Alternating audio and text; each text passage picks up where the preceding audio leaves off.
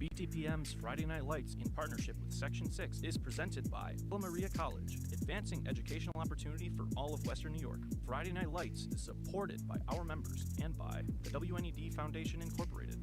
Mr. Goodbar, your headquarters for watching away games on Elmwood Avenue. Denny's, America's Diner, is always open.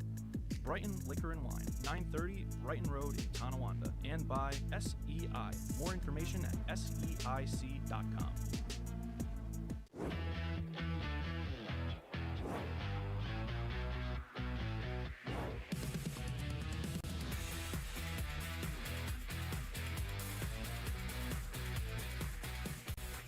Hello, friends. I'm Jack Kreuzer with Jim Monis for Friday Night Lights on BTPM, presented by Villa Maria College. Boy, do we have a good one, Jim, for Week 5. Medina travels to Eden North Collins for a battle of 3-1 teams, both with 2 wins in divisional play, a game that has a lot of playoff implications down the line. Jim, what a way to start the second half of the regular season. No question. Anytime we're looking at teams that are tied, we call this a springboard game. To get yourself away from that group of mess that's tied up, now who's going to step up to make that move for the playoffs? Let's start with Medina. The visitors tonight have a 3-1 record overall. Their only loss this year was in divisional play to Barker Royhart back in Week 3, a 29-22 loss to the Bulls, but they bounced back with a big win on homecoming last week over JFK. And that's what's impressive about Medina. They're doing it through the run game and the pass game. How do you stop this offense right now? We're going to find out with Eden's plan tonight. It's going to be tough to stop Christian Moss, the running back for Medina. The senior stands at 6 foot, 200 pounds. He's averaging 12 yards a carry, 16 yards a catch, limited with pass catching out of the backfield, but Moss is just 64 yards away from becoming Medina's all-time rushing yards leader. Does that affect the Mustangs' offense this game? Oh, no question. The only game they lost this year, Moss averaged 3.6 yards a carry in that game. So it goes to show you how important he is for this offense to click. And every head coach can sleep good at night when you have a player like Christian Moss. The run game will be strong. You can get it to him in the pass game. He can make big plays. Even though he is a big back, he can take it the distance. Complete running back. And with Medina, not only do they have Christian Moss out of the backfield, they've got a big-time playmaker out wide to connect with their quarterback, Preston Woodworth, our other spotlight players for Medina, the junior quarterback, Preston Woodworth, and the senior wide receiver, Colton Fletcher, a dynamic duo. It's like the perfect complement. When you have a running game, give me that big play wide out so I can do play action, take my shots deep, and convert. Tonight is the Raiders' first home game since Week 2, when they were in a shootout with Western New York Maritime Tapestry. Eden won it 63-62. Senior quarterback Brady Waring set a New York State record, 9 passing touchdowns against the Seahawks that game. So when you have Brady Waring, you have a chance to win every game. He's doing it through the air. He's doing it with his legs. He's athletic and makes all kinds of plays outside the pocket and in the pocket. Superstar player for them. Waring not only their top passer, of course, but also their best rusher, getting 44 carries to lead the team so far. Now, that's offensively for Eden. Defensively, they've been getting gashed in the run game, including last week, their loss to the same Barker Royhart team that beat Medina 2 weeks prior. And if you can't slow down Moss for Medina, it just makes it so hard to even stop them at all. So for Eden to really take advantage, they have to slow him down a little bit. Mm-hmm. Not fully, but show some type of sense of we can compete. You just need one stop. One stop. Eden. Tennis style. Eden has been putting up 40 points per game this season, thanks to Brady Waring, but he couldn't do that without his top 2 wide receivers, and they happen to be brothers, Silas, the junior, and Isaiah, the senior. Both Nellis brothers have been terrific so far this season, 8 receiving touchdowns apiece. They're a key part as to why the Raiders are 3-1. And I just wonder at home at night, are the Nellis brothers arguing who has more yards, who has more touchdowns, because it's a battle right now. Our 2 head coaches tonight, both alumni of their school. For Eden, it's the second-year head coach, Charlie Karstedt, 6-7 record through a year and a half after taking over the program last season. And for Medina, it's 18th-year head coach Eric Valley. 100 wins he surpassed last week with a win over JFK. He's 161 in his career. Our objectives tonight, first for Medina. Number 1, hit Brady Waring. Just like the Giants hit Tom Brady, the Eagles hit Patrick Mahomes, that's how you win Super Bowls. Number 2, Moss the boss. We know who's getting the ball. It's Stop them somehow. Number 3 for Medina, Fletcher downfield. The safeties need to be aware of where Fletcher is on play action. On the flip side for Eden North Collins, their first objective, it's a Nellis Bros feast. Those guys are going to make plays somehow, some way. Locate them. Number 2, pick your poison. They can win running and passing Medina's offense, so you have to pick one to slow down. And number 3 for the Raiders, no field goals. Get it out of your vocabulary. Touchdowns are winning games tonight. Coming up, the C-North divisional battle between Eden North Collins and Medina after this on Friday Night Lights, presented by Villa Maria College. Visit Villa Maria College and discover what it means to be a Viking. Come see the energy, teamwork, and pride that makes the Villa Vikings unstoppable. Schedule your tour at visit.villa.edu. Welcome to Eden, New York, home of the Raiders. The Eden North Collins Raiders set to kick off to the Medina Mustangs at William Bos Field. Hello, friends. Jack Kreuzer and Jim Monis with you on a beautiful early October night in Western New York. Friday Night Lights, presented by Villa Maria College, begins now with the Denny's kickoff.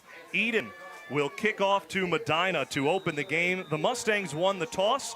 They will receive the opening kickoff.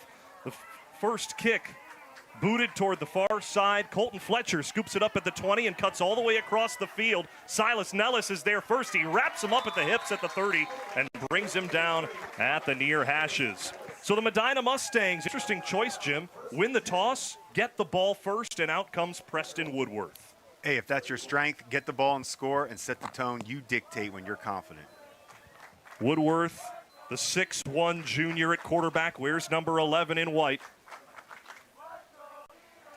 Our eyes are on the running back, though, tonight. Christian Moss, just 64 yards away from becoming Medina's all-time rushing yard leader in his career. It is Moss on the left hip of Woodworth, who is in shotgun 1st and 10 at their own 30-yard line, nearest hash. Woodworth fakes the give, rolls to his left, throws to Moss at the 30 on the far side. It's incomplete.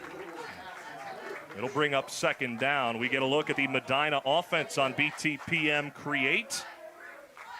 Woodworth, a junior, but it's 2 seniors, our other spotlight players. Moss, we mentioned in the backfield, and Colton Fletcher out wide. 2 sophomores starting on the offensive line for Medina. Zacchaeus Chin and Nate Surdell at right guard and right tackle. The senior-most member of the Medina O-line, the left tackle, Frankie Stevens, the only senior on the O-line. 2nd down, 10 to go. Woodworth in the gun, takes the snap, belt tie, handoff Moss. Up the right side, has the 1st down and plenty of room to run down the sideline. Christian Moss on 1 carry scores for the Mustangs. And the record is his. 69 yards for Christian Moss, the all-time rushing yards leader at Medina High School. That is how you draw up a counter. He got right on both linemen's hips. Beautiful alley, right down the sideline. Made a man miss right at the 5-yard line. Made that look too easy. And we talked about this being like Federer, Nadal in tennis, or whoever you want to pick with the big hitters. Is going to be a back and forth. Who's going to stop who first is when this game gets real. Medina is without their kicker tonight. Vinny Gray is in Medina playing a soccer game, so the Mustangs will go for 2. Their rushing try is no good. Stopped at the line of scrimmage. So the score is 6-0 Medina over Eden North Collins, not 30 seconds into the opening quarter. Your score brought to you by Mr. Goodbar, your home for away games on Elmwood Avenue. Breakaway speed from Moss. And then it's the finish at the end. He was able to gear down, make the defender miss in the open field just to slide in. Good job by no blocking, downfield penalties by Medina. Keep it clean. So before the kickoff, there was a penalty on that extra point try.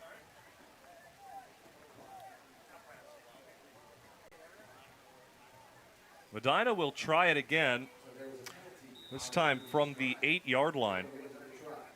Mike Ziglis, the referee of tonight's crew, tosses the first flag. On the first drive, we only saw 2 plays.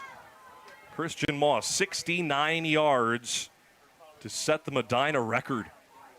So the Mustangs to try for two again. Woodworth in the gun, takes the snap, low, drops it, picks it up, pitches to Much, right side. Christian Moss dives to the pylon, and he is in. A big swing of 2 points after the penalty gave Medina another chance to go for two, and it's 8-0. Mustangs over the Raiders. Nice effort by Sawyer Baloney for Adina, trying to make a tackle at the goal line. Moss is just too big, too strong to finish. 8-0 Medina, your score brought to you by Mr. Goodbar, your home for away games on Elmwood Avenue. 11:35 to go in the opening quarter, Jim. This is kind of what we expected. You know, on that first down play, Jack, when we were setting the lineups, Woodworth missed Moss wide open on a little bootleg. And we had talked about, does Woodworth have some possible accuracy issues? Can he throw some picks? He has 4 on the year. That's Eden's opportunity. And he missed one on first down. It was going to be a big play. And funny enough, second down's a touchdown. So right away, their first 2 plays were good calls, wide open, either one. So Medina's off to a good start. Eden right now has got to answer. For Christian Moss, he surpasses Kevin Dukes in the record books for Medina. Dukes had 3,920 yards over a 4-year span of 2003 to 2006 at Medina. Christian Moss, this just his 3rd year on varsity, and he is now up to 3,926 career rushing yards, now within 80 of 4,000 in his career to join an elusive list of rushers in Western New York. The Denny's kickoff fielded by Isaiah Nellis at his own 35, cuts across field for the Raiders to the 45. Colton Fletcher trips him up right near midfield. The Raiders take to the field for the first time tonight. This just their second home game this season. Their only other home game was week 2 against Maritime Tapestry, a 63-62 win. They are quite comfortable in a shootout. Beautiful field position to start the shootout. So when you draw first position in a duel 200 some years ago. Please, yes, please. And we know we're going for 2. I mean, this is set up right now for the answer. This is what we need to see, the back and forth. Whoever gets stopped first is when this game gets real. The 5'10 senior Brady Waring, all over the record books so far this season, starts in the gun on the left hash at their own 47-yard line. Waring takes the snap, runs up the middle, into the trenches, and down he goes right at the line of scrimmage. Colton Fletcher came in. Zacchaeus Chin, the sophomore D tackle, stuffed it right away. No gain. Design run, won at the line of scrimmage by Medina. Nice job by Fletcher. He's aggressive. Zacchaeus Chin, 5'10", 265 in the middle. That will not officially go as a tackle for loss, but no, darn near just as good. When you're trying to stop the run, he is how you draw them up. Zacchaeus Chin. Second down, 10 to go from the 47. Waring rolls to his right. Throws downfield to the 40, incomplete. Looking to the far sideline where Isaiah Nellis was, and it falls incomplete off of his hands. Medina's defense has been quite good on these first 2 plays. Nothing doing over the air there. Let's take a look at the Medina starting defense with Preston Woodworth as that star rover position, listed as a safety, used pretty much all over the field. Waring missed one there. Nellis wide open on a little flood route. He was the second option on the out, about mid-range, about a 12-yard out. Had him a little high. Now we have to convert here. Could be the big stop. 3rd down and 10 from the 47 for Eden. Working right to left across your radio dial on BTPM NPR. On the left hash, 3 spread wide. Silas in motion. It's a swing pass, right side. Caught and jolting up the field. Here go the Raiders, and down the sideline, no one will touch Isaiah Nellis. Touchdown, Raiders. There is a flag back at the 45 of Eden near the line of scrimmage. If it stands, it's a 53-yard passing score, but the flag may negate that. Nice catch Nice call by Eden, set them up nicely on a blitz. They had a man coverage. Were able to get the block set up on a receiver screen, and Ellis showed that second gear. As soon as he saw daylight, he distanced himself, and that's what you want to see from your playmaker.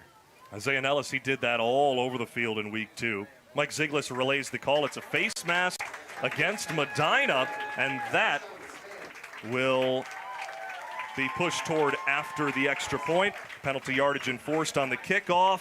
The touchdown stands a 53-yard passing score from Waring to Isaiah Ellis. What's the record for least amount of plays run in a game? Because this is unbelievable right now. I mean, we're getting 1 to 2 plays of possession, but we have a lot of points. And we thought this. I mean, this is kind of what we thought. This is what we saw happening. I mean, this is tennis style. Right off the bat, it's back and forth. Now, the 2-point conversions are going to matter in this game in back and forth. The Raiders to go for 2 in the end zone to our left. Waring in the gun. Shuffles the running back, Talon Kane, to his left hip. Drops back to pass in the gun. Throws to the right side over the head of Silas Nellis. And incomplete. 2 points is the difference through 2 drives. 8-6. Medina hangs on for the lead, though Eden cuts into the deficit early in the first quarter. Still 10-19 to go. Your score brought to you by Mr. Goodbar, your home for away games on Elmwood Avenue. So Waring on that 2-point conversion, though, what you want to see, you can't take those lightly. That was an open out route that you need to complete if you're Waring. That's the difference in the game. These 2-point conversions are going to make and break or swing this game one way or the other. And you have to really dial in. Those are 2 out routes now. Waring has thrown high that could have been completed. The difference is a 2-point conversion. I mean, you could just go ahead and onside kick every time, too, at this point. I mean, kicking off doesn't matter. What's that going to do for you? It's either going to give them a 70-yard drive or a 50-yard drive if you onside kick.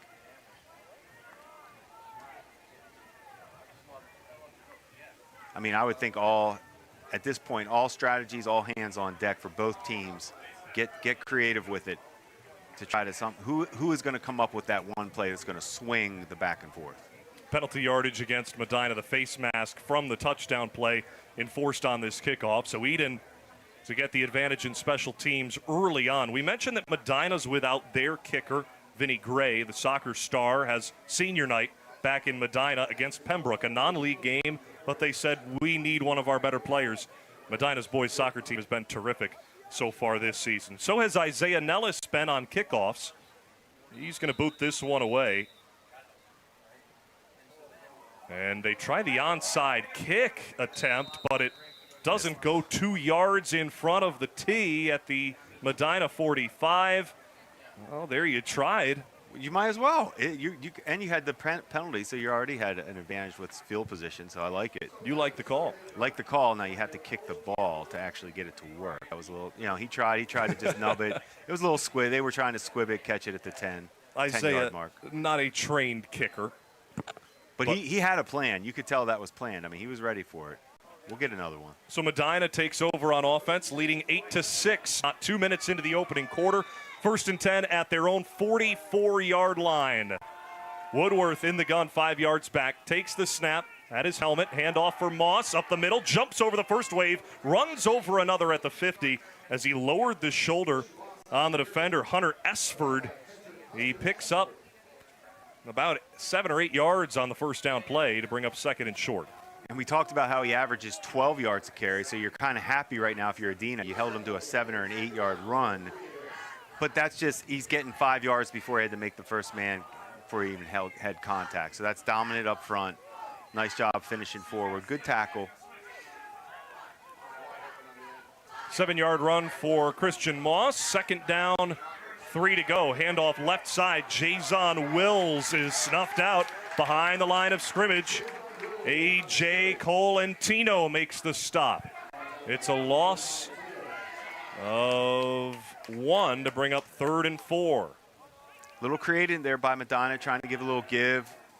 All focus on Moss, so maybe try to take the edge off. Nice job by the nose tackle, Colentino, to make the play right at the line of scrimmage. Loss, actually. Interesting, Christian Moss not used on that play after the big gain of 7. We get a look on BTPM Creative, the starting defense for Eden North Collins. Both Nellis brothers are out there to start. It's a run for Moss left side, has the first down at the 45 on the far sideline, runs out of bounds across the 40. First down, Medina. A gain of 12 on the ground for Christian Moss. Yeah, no wideouts on that one. They straight said, we're going to run the ball to Moss. Everybody knew he was getting it and couldn't stop it. You get the feeling, Jack, that you could run that, you get a steady dose of that every series right now. No need to mix it up. Christian Moss now 55 yards away from 4,000 in his career. First down and 10 for Medina at the Eden 38. Run right side, Moss with plenty of linemen in front of him on their feet, then runs into 3 defenders at the 34-yard line. A gain of about 4 for the Mustangs. To the right hash they go. Under 9 minutes to play in the opening quarter. Medina looking to score on their second offensive drive. It was Moss who ran 69 yards, the second play from scrimmage of this game, to set the Medina rushing record all-time in his career.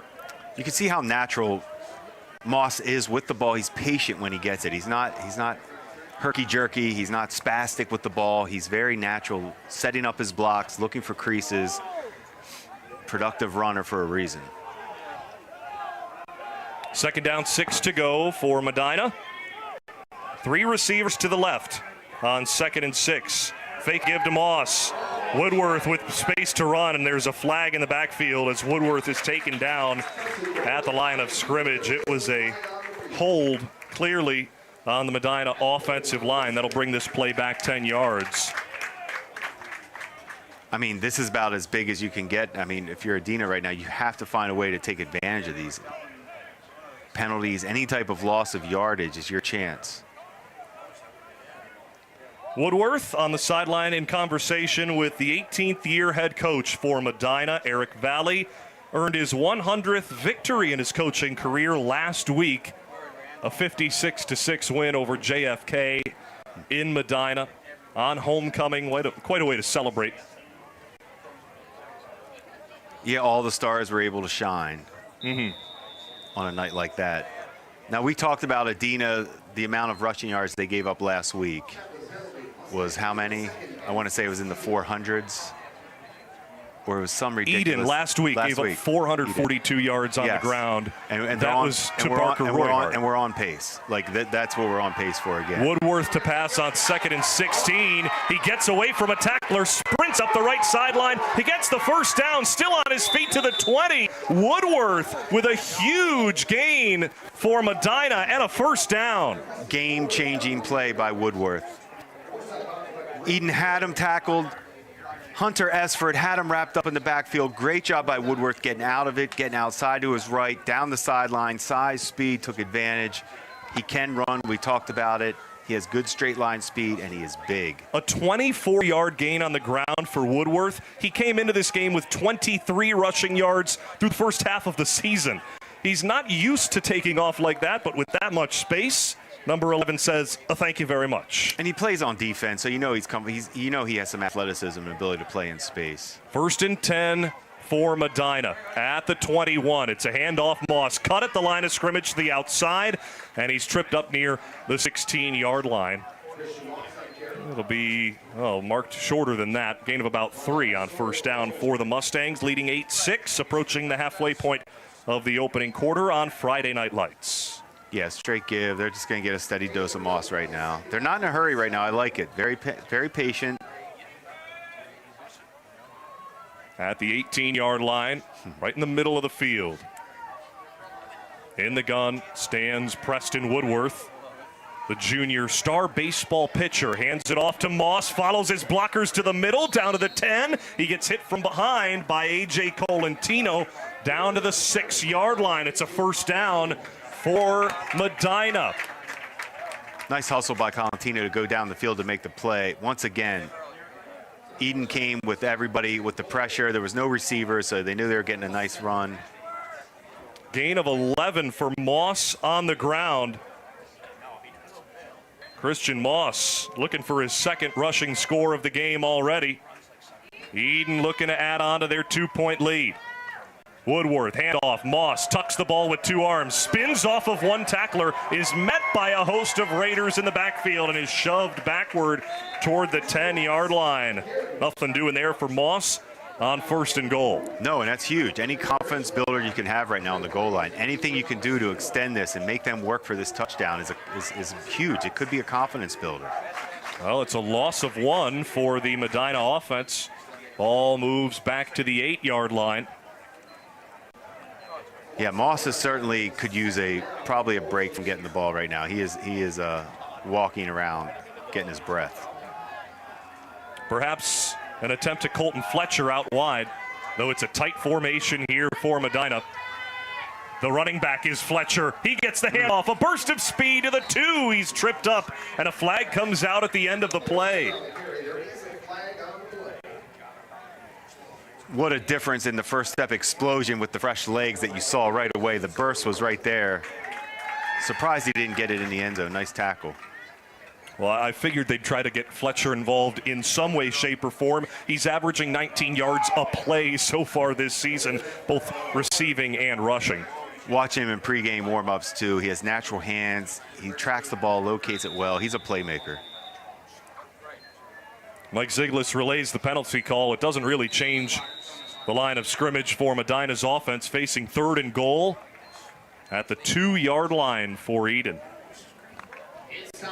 Under 5.5 minutes to go in the opening quarter. Medina up 8-6. Woodworth in the gun.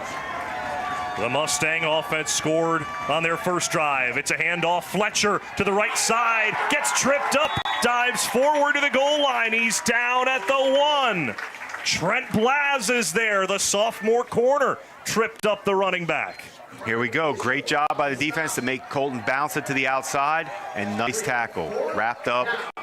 No leaky yardage. Here we go. Play of the game so far coming up. Carter Bishop on the tackle as well. The middle linebacker for Eden. 4th and goal at the 1. Into the game. At running back comes Christian Moss. 100 yards already on the ground for Moss tonight. Under center, Woodworth takes it. Tush push. Waiting for the signal. Woodworth is in. Touchdown, Medina. The 1-yard shovel as Preston Woodworth uses his 6'1" frame and gets into the end zone. 14-6, Medina awaiting the extra point. Yeah, I think simple, easy call when you have a big quarterback like that. No reason to mess around. Get under center and get the ball in the end zone. Woodworth took a shot there. I wonder if something happened when he was fighting in that little... Once you quarterback sneak, you never know what can happen in there when you're fighting for extra yards. He had to take his helmet off to kind of regroup.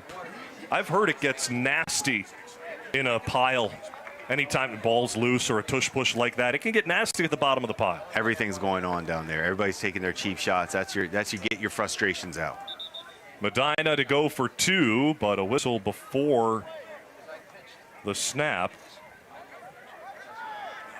And perhaps a timeout here. Mike Ziglis to give us the news. And Woodworth will be checked out, so he comes out of the game. Looks like he was grabbing his head as we get a look on BTPM Create. Preston Woodworth, the junior quarterback, takes his helmet off and has to get evaluated for a potential head injury just in case. So he comes out for the 2-point conversion play. Into the game at quarterback comes Hadrian Batista, and he looks to pass. Left side getting chased. Pinches it forward to the goal line. It's tipped and incomplete on the far sideline. A long play for the backup quarterback, junior Hadrian Batista. All that results in no points for the Mustangs on the extra point try. 14-6, Medina leads Eden North Collins, 4:22 to go in the opening quarter of play. A beautiful night in early October, just about 68 degrees outside for kickoff. Though as the sun has set, I'm sure it'll get much cooler tonight south of the city of Buffalo. I mean, I know we have a lot more scoring to go, but that is a big play that Woodworth had to leave the game. You can't pass up 2-point conversions right now. These points are critical. Every score is yours to extend your lead. This keeps it right in striking distance for Eden. No harm done. Score brought to you by Mr. Goodbar, your home for away games on Elmwood Avenue. Jack Kreuzer and Jim Monis with you on BTPM's Friday Night Lights. 4:24 to go in the opening quarter. So far, let's review your keys. First for Medina, number 1, hit Brady. They haven't really gotten to Waring. They have not, but he's been off a little bit with accuracy, so that's okay. Number 2 was Moss the Boss, over 100 yards rushing. And we got what we wanted. Number 3 for Medina was Fletcher downfield. Fletcher's all over the field right now on both sides of the ball, so we see his athleticism. Eden, their objectives first was Nellis Bros Feast. I think that we're seeing both sides of the ball, too, with those two. Isaiah has the lone touchdown for Eden so far. Number 2, pick your poison. Yeah, so far it's okay. I mean, they're not gashing him, throwing the ball through the air, so that was a small receiver screen taking the distance, so nothing downfield. I like it. Your third objective for Eden was no field goals. We know they're not doing that. I think both teams have had a talk before the game. I think we have all agreed no field goals. It's like when the coaches meet at halftime in a blowout and agree to run the clock in the second half. You think they just met and said, let's just leave our kickers at home tonight? Leave the punters, too. You know my feeling. We could get this thing right. Colton Fletcher is the pseudo kicker tonight for Medina. They will kick off for the Denny's kickoff. Denny's, America's Diner, is always open. A brief timeout on the field for an injury on the far sideline, and Eden Raider lays down. We will step aside for a hot moment as an Eden Raider is down, getting tended to by the athletic trainer. We'll be back on the other side of this. Quick word from our supporting members. Friday Night Lights supported by members like you. We will step aside, be back right after this on BTPM's Friday Night Lights.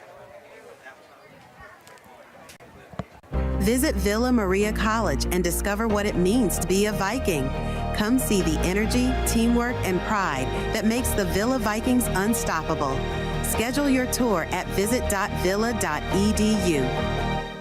BTPM's Friday Night Lights in partnership with Section 6 is presented by Villa Maria College, advancing educational opportunity for all of Western New York. Friday Night Lights is supported by our members and by the WNED Foundation Incorporated. Mr. Goodbar, your headquarters for watching away games on Elmwood Avenue. Denny's, America's Diner, is always open. Brighton Liquor and Wine, 930 Brighton Road, Tonawanda. And by SEI. More information at SEIC.com. Do you love theater? Can't get enough of Broadway shows? Join Buffalo Toronto Public Media this January in New York City for Just in Time, Operation Mincemeat, Buena Vista Social Club, The Play That Goes Wrong, and The Queen of Versailles. Show tickets, hotel, travel, and select meals are included. Space is limited, so don't delay. January 19th through the 23rd. Visit btpm.org/travel. Each month, BTPM Classical brings the music off the airwaves and onto the stage. Our live on-stage concerts feature world-class performances and intimate conversations with the artists, all for free at Buffalo Toronto Public Media. Sign up for the next concert at btpm.org/events and watch previous performances on the BTPM YouTube channel.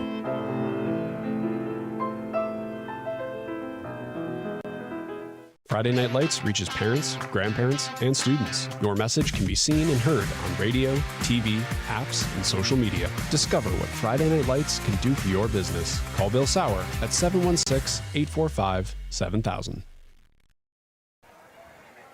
We're back at Eden High School. A look at the concession stand on BTPM Create. They were tremendous to us upon walking into the event tonight.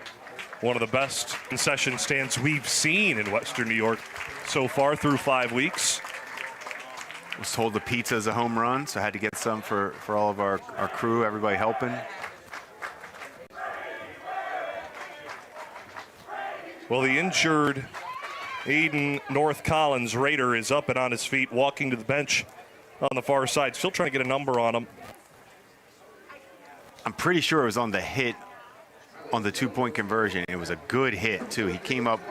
Sawyer Balone was the player that got hurt, the junior outside linebacker. So on BTPM Create a look at the Class C North standings, and you can see, if you're watching on television or on our YouTube channel, why this game means so much. There are 4 teams at the top of the standings at 3-1 overall, 3 of them at 2-1, and then Akron's 2-2 overall. They're also 2-1 in league play. One of those 4 teams, all knotted up at 2-1, will miss the playoffs, we assume, with Barker Royhart undefeated so far in league play at the top of the division. Set for the Denny's kickoff, Medina with a squib up the right side and a flag thrown immediately at the 40-yard line for the Mustangs, who lead 14-6 with 4:22 to go in the opening quarter. I'm loving the onside kicks. It makes so much sense. There's no reason to kick. So an offside penalty against Medina will back them up.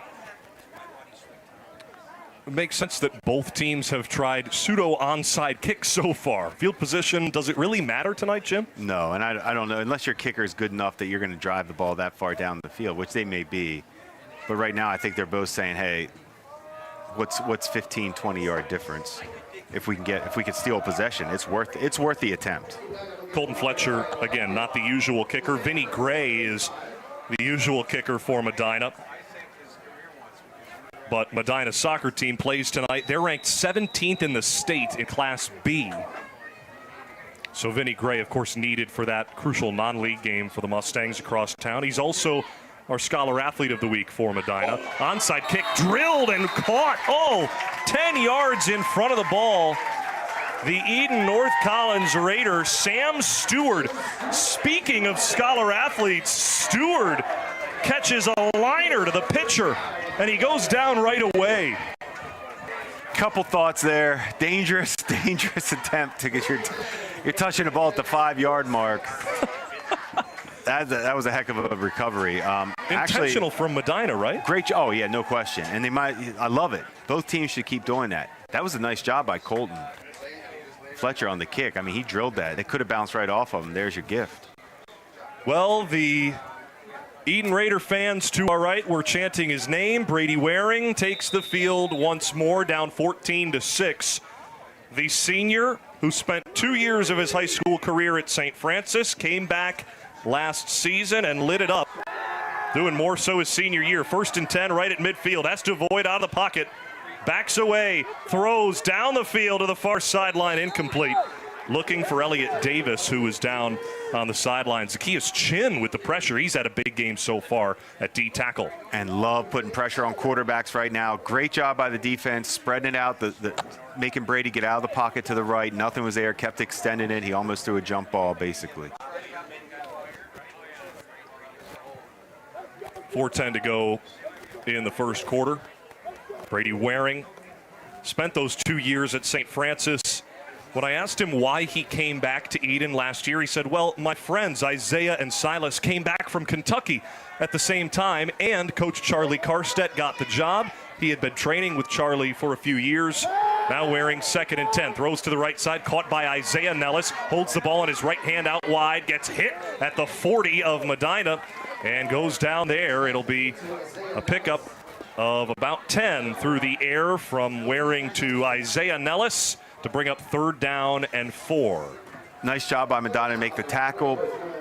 Nellis was trying to get cute, trying to make something happen there. Now I'm assuming we got 2 downs to get this first, but I like the way they got rid of the ball quick. Get it to your playmaker. Let's see if we can get this passing game going a little bit. Isaiah Nellis, 23.5 yards per catch so far this season. Doesn't get the amount of catches that his brother Silas gets, but he makes the most out of them, leading the team in yards per reception. 3rd down, 4 to go at the 40-yard line for Eden. It's a pitch pass to Silas, cuts upfield at the middle of the hashes, dives forward to the 36. It'll be close to the yard to gain, depending on the spot. Short by a yard, a gain of 3 on the ground for Silas Nellis. I like how he got right upfield, too, to try to get that first down. He didn't mess around. Could have gone. He could have extended it. But he put his foot in the ground, tried to get that first down. Good tackle by Medina.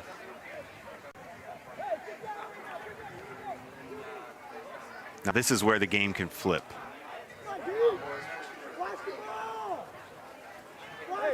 Let the playmaker, let Brady get get this accomplished however. Get the ball in his hands, let him make the decision. Either run it or let him make the throw. 4th down and 1. Waring steps up into the pocket and runs across the 35. He falls forward for the Raider first down. Design run for Brady, smart. Let your experienced playmaker get a yard, and he can easily. Good job by blocking. He was patient, read the blocks. No issues there. It's right on pace, like we said. Serve versus serve right now. So the Raiders move further into Mustang territory,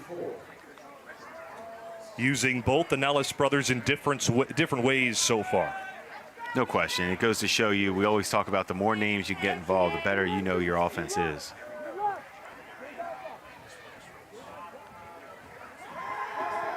Waring to pass. Left side. He's got Silas. He lays out, and he makes the grab. Touchdown, Raiders!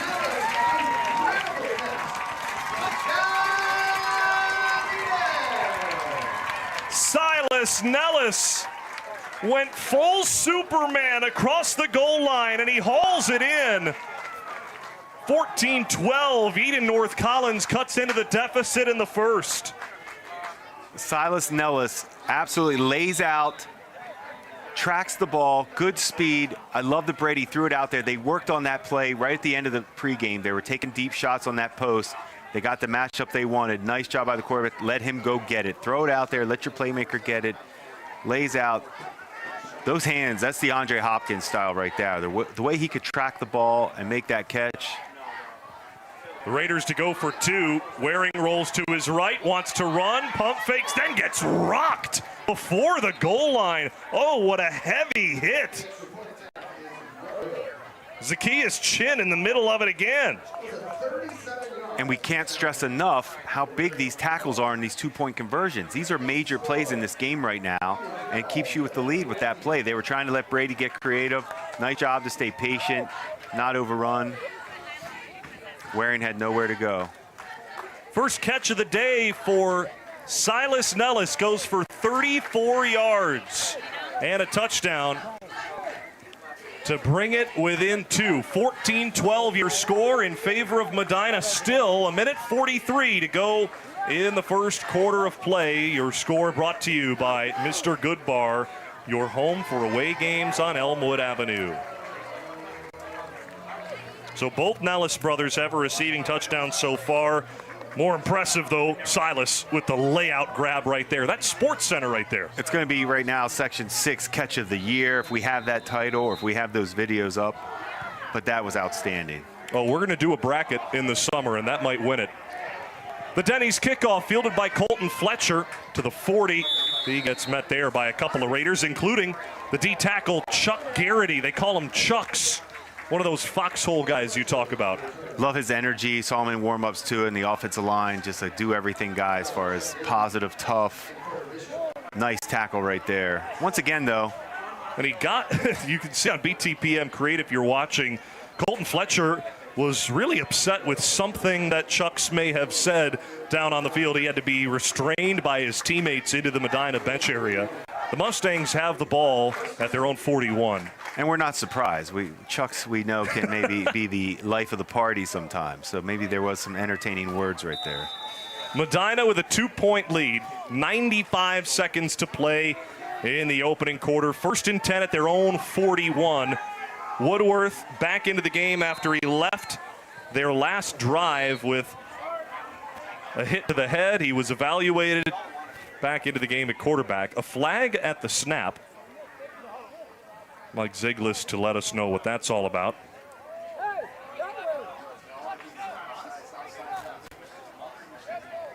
It's an offside call against the Raider defense.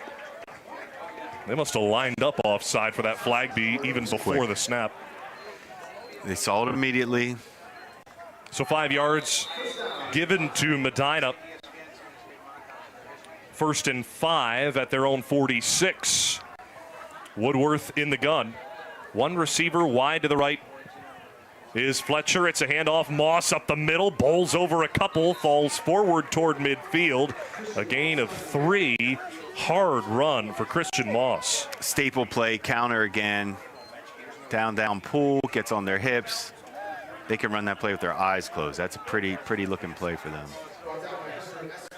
Christian Moss, last year, one of the top rushers in Western New York, had 1,800 yards on the ground. He's on pace for right under that this year, depending on how far Medina goes in the postseason. Fighting for a home game tonight. This game crucial for post-game seeding. Moss with the give on 2nd and 2. Up the middle, he gets wrapped up, but he keeps churning those legs and is down near the sticks at the Eden 49. And the spot gives the Mustangs a first down. Yeah, the make you miss for Moss was so special in the hole right there to get that first down. He was squared up, a chance for him to actually have no gain or lose yards. Nice job to make a miss. That's what we were talking about with his instincts and vision. For a taller back, he can run a little high cut. He runs a little high for taller backs. But it doesn't affect anything with him. His strength and vision are just, he's consistently moving forward. Medina has time to snap the ball for one more play this quarter, leading by 2. Clock down under 5 seconds and ticking at the Eden 48, and Eden runs offside. Silas Nellis came flying off the edge from the safety position on the far side of the field, and as the clock hit zeros, the flag was thrown for an offside against the Raiders. Looked almost intentional there. Maybe a blitz called. Silas trying to time it up, got excited, couldn't tell, or he was just making a read that he was just trying to jump it and make a play. Well, that'll do it for the first quarter of play. Medina with a 14-12 lead over Eden North Collins. We'll be back with the second quarter after this on BTPM's Friday Night Lights. Visit Villa Maria College and discover what it means to be a Viking. Come see the energy, teamwork, and pride that makes the Villa Vikings unstoppable. Schedule your tour at visit.villa.edu. BTPM's Friday Night Lights in partnership with Section 6 is presented by Villa Maria College, advancing educational opportunity for all of Western New York. Friday Night Lights is supported by our members and by the WNED Foundation Incorporated. Mr. Goodbar, your headquarters for watching away games on Elmwood Avenue. Denny's, America's Diner, is always open. Brighton Liquor and Wine, 930 Brighton Road in Tonawanda. And by SEI. More information at SEIC.com. These days, it seems like there are people who think the voting process is absolutely lawless. Like you just show up and toss your pin on any old ballot. But I'm here to set that straight. Because I'm Corey, and this is Compact Civics. First, you have to register. It's a pretty rigid process, but it's not hard to do. In New York State, you can do it at any DMV, by mail, or online. To be eligible to vote in all U.S. elections, you must be a U.S. citizen, meet your state's residency requirements, and be at least 18 years old by Election Day. For the record, non-citizens and permanent legal residents cannot vote. To ensure you can vote, confirm your eligibility, register by your state's deadline, and understand any rule that may affect your voting rights. Voting is the easiest way to participate in democracy and influence governance. But remember, it comes with strict legal guidelines. Support for Friday Night Lights comes from our members and from SEI. SEI proudly supports the WNED Foundation, connecting communities through the Friday Night Lights tradition. More information at SEIC.com.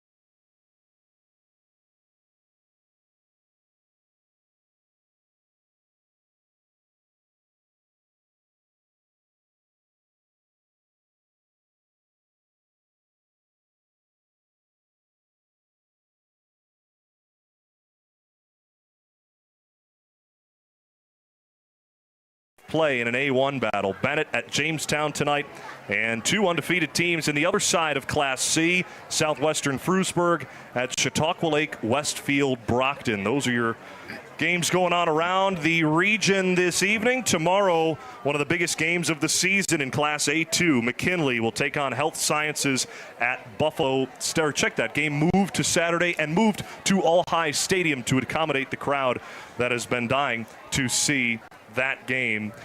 Both those teams with just one loss combined between the two of them so far this season. So far, we've got a great one in Class C North. Medina leads 14-12 through 1 quarter of play. Back and forth scoring so far.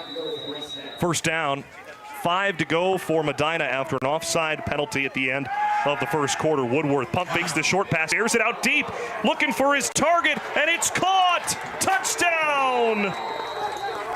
Hadrian Batista! First receiving touchdown of the season. Medina adds 6 more. Beautifully, they were going to try to fake a screen to Avion Johnson, number 42. It sucked the entire Eden defense up and snuck Batista back deep. Beautiful throw. Nice catch. You can get a little nervous on those when it's that easy. Looked it in, finished the play in the end zone. Here we go. These 2-point conversions are going to swing this game. 45 yards through the air for Preston Woodworth, his 11th passing touchdown on the season. And the Mustangs are up 20-12, 8 seconds into this second quarter, lined up to go for 2. Woodworth in the gun, 4 wide receivers in the formation. It's an option pitch to Moss, but a flag at the snap and a false start against the Mustangs will back him up. Yeah, they were going to walk in on that. Nice play call, just a jump, but good call. Plenty of penalties to talk about so far, Jim. Does it affect either team more than the other? That's what I was thinking. It hasn't seemed to at all right now. Now, if it takes away a score eventually, that's when I think they'll come into play. Right now, yards don't matter. You can make up. If you're second and 20, you're fine. If you're third and 15, you're fine. I mean, these are chunk plays for both teams. Only one 2-point conversion has been converted. It was the first attempt of the game for Medina after their second play from scrimmage went for 69 yards for Christian Moss. Feels like a century ago that play does. 2-point try from the 8-yard line. Woodworth rolls to his right, throws sidearm to the goal line, incomplete. Diving across the sideline was Colton Fletcher on the far side. He pops back up to his feet. No good as the 2-point try. 20-12 remains the score. Medina the lead by 8. Score brought to you by Mr. Goodbar, your home for away games on Elmwood Avenue. He would have needed to throw that quicker. The out was there, but he had to get rid of it too, and then he waited too long and tried to fit it in. Sidearm, ran out of space in the end zone. I don't think we can stress. I don't know if we talked about enough of this in the pregame, but these 2-point conversions seriously seem to be shaping this game right now. Or at least how you're going to call the game. If you go up 4 points, becomes big. I mean, but now what I'd like to see is, can Waring answer right away? I mean, you want to see them, can they run the ball a little bit? You'd like to see a big play again from Waring. Well, Brady's done it all season long so far. At the midway point, he's number 1 in Section 6 passing, so it's not like 8 points. No. Is there a score where Eden hypothetically could be losing by where you would feel nervous? Not yet. I feel like even a 28-point deficit, they still have the dude at quarterback. Enough, right. The belief will always be there with him as quarterback. Denny's kickoff fielded at the 25 on the far side by Eden North Collins. Out of bounds goes Carter Bishop across the far side. And the return of about 10 yards. Oh, check that. Trent Blaz, the return, the sophomore for Eden. Kick to the up man. So they don't want to give it to either Nellis brother returning. Smart. They certainly know that Silas Nellis is dangerous. He had an 85-yard kickoff return touchdown last week at Barker Royhart, so they're keeping it away from Silas on those Denny's kickoffs. Denny's, America's Diner, is always open. At the 35-yard line, Eden's offense takes to the field. Scoring update from out of town. Southwestern Frewsburg leads Chautauqua Lake, Westfield Brockton 21-0 in the second quarter in Class C South. Scoring update brought to you by the Buffalo and Erie County Public Library. Profoundly public. 1st and 10 for Eden North Collins at their own 35. 3 receivers to the right. It's a handoff instead. Left side, Silas Nellis jukes his way back to the line of scrimmage. Maybe gets 1 yard up the left side before he's met there. Looked like Ryan Frentz, the outside linebacker, the sophomore, made the play for Medina. It is a gain of just 2. Yeah, interesting twist there, just trying to get the playmaker the ball. Little shake, nice job by Medina to make the tackle. They stayed home.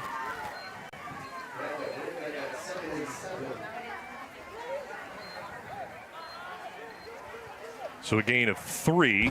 2nd down, 7 to go at the 38. Waring looking to air it out, goes deep down the middle of the field, has Isaiah, he's got him down to the 22-yard line. Isaiah Nellis just mossed Christian Moss. 1st down, Eden North Collins. Moss ran right down the middle of the field, Tampa 2 style. Middle linebacker takes the deep route. Beautiful, beautiful throw and catch. Isaiah Nellis, what do we talk about with the Nellis brothers? It's a battle at night. Who has more touchdowns? Who has more yards? Who has more catches? 40 yards through the air, Waring to Isaiah Nellis. And Eden North Collins wants to move quick, right to the ball. Not 2 minutes into the 2nd quarter, the Raiders trail by 8. Waring alone in shotgun, 5 wide.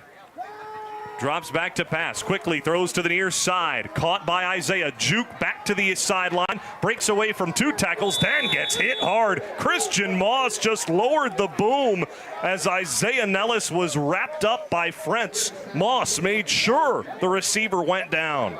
A gain of about 5. And nice job again.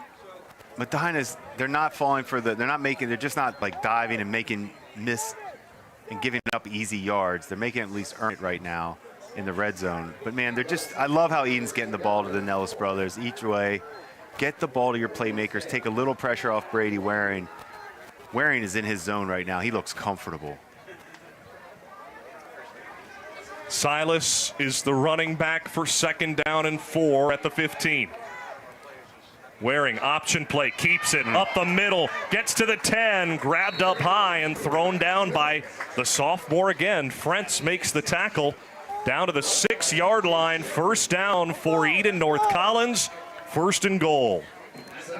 Waring's so comfortable running in traffic. You can see his subtle setting defenders up, making a miss, gaining extra yards.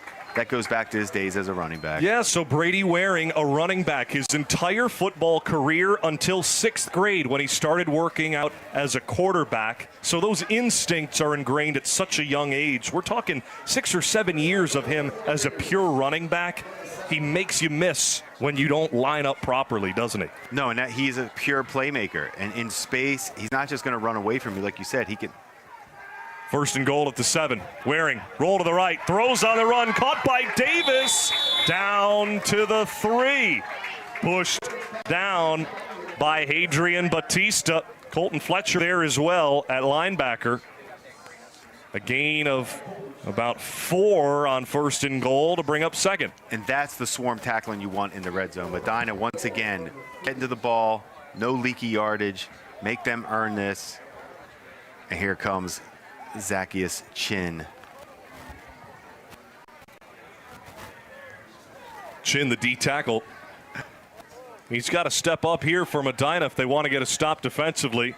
Silas lined up in the backfield. Now he's split to the slot on the left. Replaces positions with Sam Stewart. Waring rolls to his left.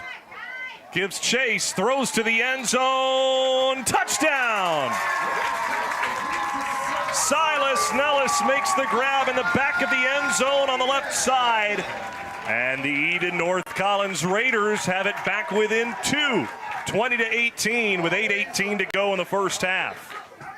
Little out route for both receivers. Waring rolls to his left, does a nice job of turning his body. Good athlete, and puts the accuracy right on him in a tight window. Tough to stop when you can run, when you can make plays with your legs like Waring and make throws like that in the red zone. Hard to stop.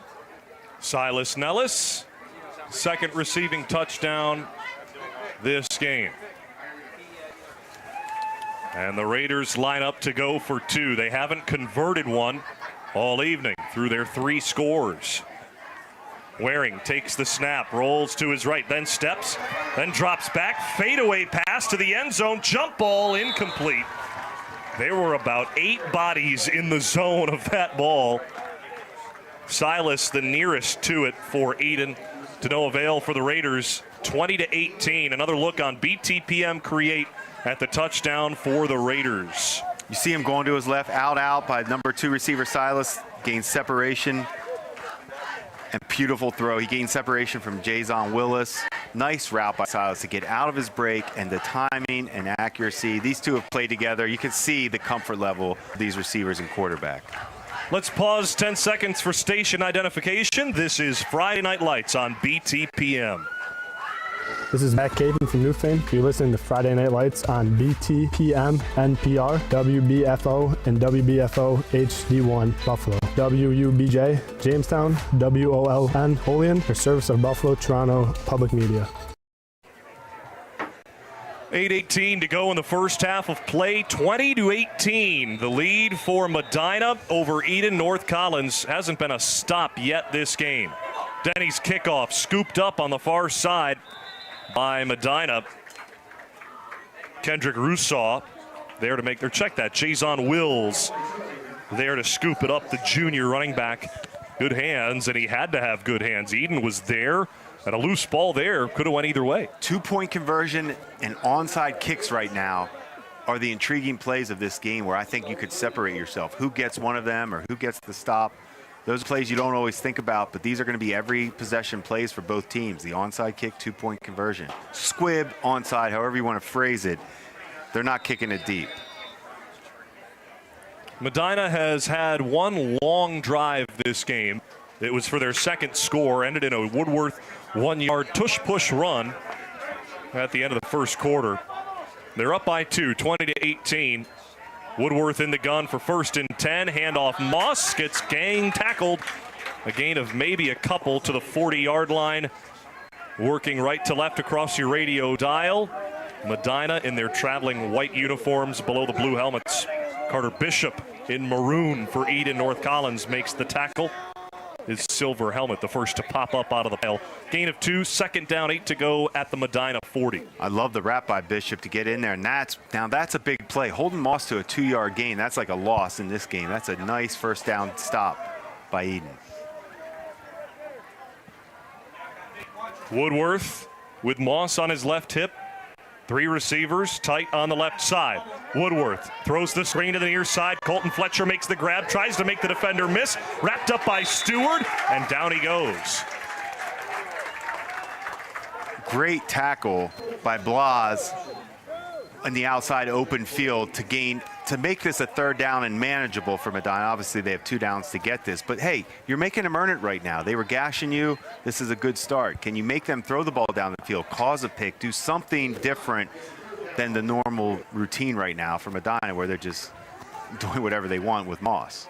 Medina's offense this season, 245 yards per game on the ground compared to just under 200 passing. Balanced offense so far this season, facing 3rd and 3. Handoff, Moss gets wrapped up in the backfield, and down he goes.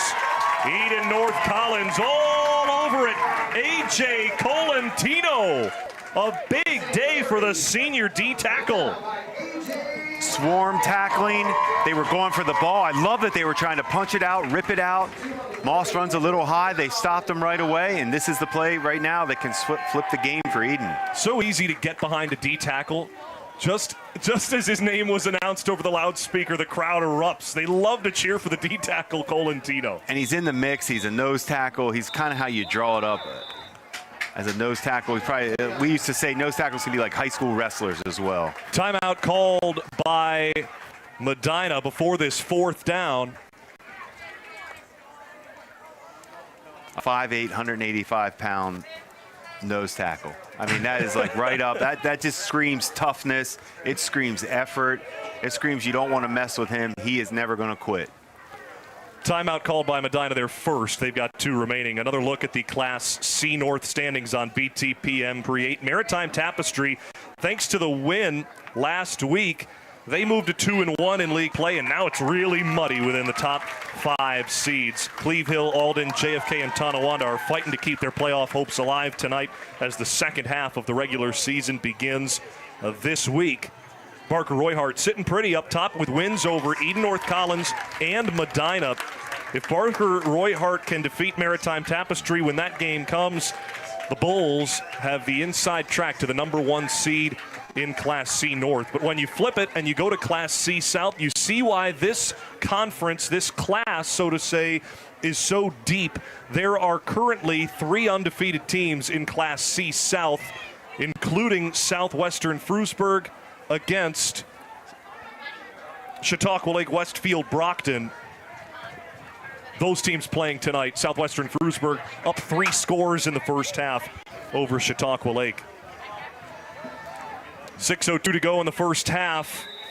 Medina has yet to trail. They lead 20-18, facing 4th down and 5 at their own 43. Woodworth in the gun. 1 receiver in the slot on either side. Moss on his right hip. Woodworth hunches over, takes the snap, peeks over the middle of the field. Screen pass to the right side. Moss hit by Waring, stays on his feet, hit again. Still up is Moss. Then he gets tripped up, held by the ankles by Brady Waring, and Moss cannot get the first down. Tackled at the 45-yard line, and Eden North Collins forces the first turnover of the game. The swarming defense, the effort to get to the ball. It was a beautiful design play, a little screen, trying to send most of the receivers deep, a little screen, sneaking Moss out. Nice job by the quarterback, Brady Waring, to make really a possession-saving tackle. He held on for dear life. When he was lying on the turf, he saw ankles with white socks above them and just held on. That's what you do against the bigger backs. You do your job, I'm going to get in and wrap up, and then somebody come clean them up for me. Now a chance for Eden North Collins, down 20-18 with 5:48 to go in the first half, to take their first lead of the game. Brady Waring stands alone in shotgun, 2 receivers either side. Waring at the 50, throws to the far side to the 36, caught by Isaiah Nellis over his head. He plucks it out of the air and steps out of bounds at the 38-yard line. A pickup of about 8 yards through the air. 2nd and 2. Love the timing, love the anticipation throw right out of his cut, and the hands, to shoot his hands so late and catch it. You never hear the ball touch their hands. Their hands are soft. Coach Charlie Karstedt, 2nd year for Eden North Collins. He owns and operates Full Circuit Athletics, a training facility here in Hamburg, just down the road from Eden. He's working with Isaiah for years on his late hands and plucking those balls out of the air. Well, certainly Isaiah's work pays off there to set up 2nd and 2 under 6 minutes to go in the first half. Waring steps back to pass, throws to the left side, incomplete. Got away from him, just a little hitch route. It was a simple completion, just a poor throw. Ball may have slipped. He was looking at himself. He knows that was just a little mess up. He was looking for Elliott Davis on the far side. Ball goes directly to the turf. Now 3rd down and 2. The other side for the Raiders. Medina looking to return the favor. Yeah, 2 down territory, obviously. No rush. Get this first down. Keep this drive going. You'd love to see if you could extend it, but in this game, I'm not sure that's even possible. Coming to you live from the Villa Maria College broadcast booth. Villa Maria College, New York's home for cutting-edge majors and unmatched support. Jack Kreuzer and Jim Monis with you on Friday Night Lights. 3rd down, 2 to go for Eden North Collins, and a flag before the snap. Brady Waring may have just got Avion Johnson to jump at defensive end. The hard count works for the Raiders, and they'll pick up a first down without having to snap the football. No, that offside hurts. Against Medina. That hurts. Want to make him earn everything right now. Head coach Eric Valley with his arms crossed for Medina. Coach Valley, 18th season, picked up career win number 100 last week. He's been through it all, including 2 sectional championship titles earlier this decade. First down and 10 for Eden North Collins. Waring rolls to his right, tucks it under his right arm, and he wants to run. Jukes past Chin, then gets wrapped up and thrown down, and a flag comes in at the end of the play as well. Zacchaeus Chin was all over Brady Waring there, and good sportsmanship from both sides. As the flag is, it will be a hold against the Eden North Collins Raiders. Fans don't like it. It'll back up 10 yards from the spot of the foul. Beautifully designed quarterback toss, quarterback sweep, however you want to phrase it. Waring is so natural in space to see anything. It's good hustle by Medina to make the play. Now you got your break, you got your penalty. That's how Eden got the ball. Those penalties are big right now. Penalties, onside kicks, 2-point conversions, separating the game. And so far, the point difference is only 2. Eden North Collins trailing 20-18. Second-year head coach Charlie Karstedt showing he's just as capable as the 18th-year head coach on the other side of the field at managing those crucial moments of the game. Waring drops back to pass, facing the pressure, throws it near sideline. Oh, a high grab, incomplete on the near sideline. Hunter Esford, the receiver, couldn't get his feet down inbounds. It was the free safety freshman, Kendrick Rousseau, who was there to make the play. Another look on BTPM Create. Nothing conclusive there. In fact, it looked like Esford was out of bounds when he came down. The 6'3" receiver couldn't toe tap. Yeah, nice job by Rousseau to push him out right on the sideline, use the sideline as to your advantage. Second down, 12 to go for Eden North Collins at the Medina 34. Waring in the gun. Rolls to his left. Colton Fletcher gives chase. It's a pass to Esford. This one caught, and up the field he goes down to the 10-yard line. Out of bounds goes Hunter Esford, who had so much space in front of him after making the catch. First down, Eden North Collins. Another beautiful flood concept. Brady does such a nice job of getting space, accuracy, so he can get run after the catch. And Silas Nellis with a crucial block downfield got another 15 yards out of that play for Eden North Collins. You can win a lot of games when your receivers are making blocks like that downfield. That will separate you, and that's how you score the big plays. That's a play. If I'm Silas Nellis, that's going at the front of my huddle. Look at this block I make downfield. There's not a coach that wouldn't love that. First and goal at the 9 for Eden North Collins. Waring, bullet to the end zone, touchdown. And Silas gets the kickback. Silas Nellis, his third touchdown tonight. Silas Nellis gives the Raiders their first lead of the game. Timing, accuracy. Good route running by Silas Nellis to separate himself once again. He gets out of his cut so clean, and the timing of the outcut by Waring is just pretty. There's a reason these two, or all three of these guys, are in sync. That was just a rocket of a pass. And we've seen that same concept down there. This is where I think I'm excited now. These two-point conversions are everything. 24-20 before the point after touchdown play for Eden North Collins. They're lined up to go for it. Of course, hasn't been a kick attempt all game. This is the Jim Monis game. Waring, quick pass, near side, tipped at the line of scrimmage. Avion Johnson got his hands on it. The 5'10 senior DN tips it incomplete. But the Raiders take advantage of the turnover on downs, and Eden takes a 4-point lead, 24-20 with 4.5 to go in the first half on BTPM. Let's take a look at the Class C South standings. Southwestern Frewsburg, they lead Chautauqua Lake Westfield Brockton in a game out of town right now, 21-0, the score the last we saw. Salamanca 4-0. Also, those three teams, all 3-0 in league play, 4-0 overall. Clymer Sherman Panama, first year up in Class C after winning the D state title a year ago. 2-2 so far, 1-2 in league play. They're tied with Falconer and Portville Cuba Rushford Bolivar at 1-2.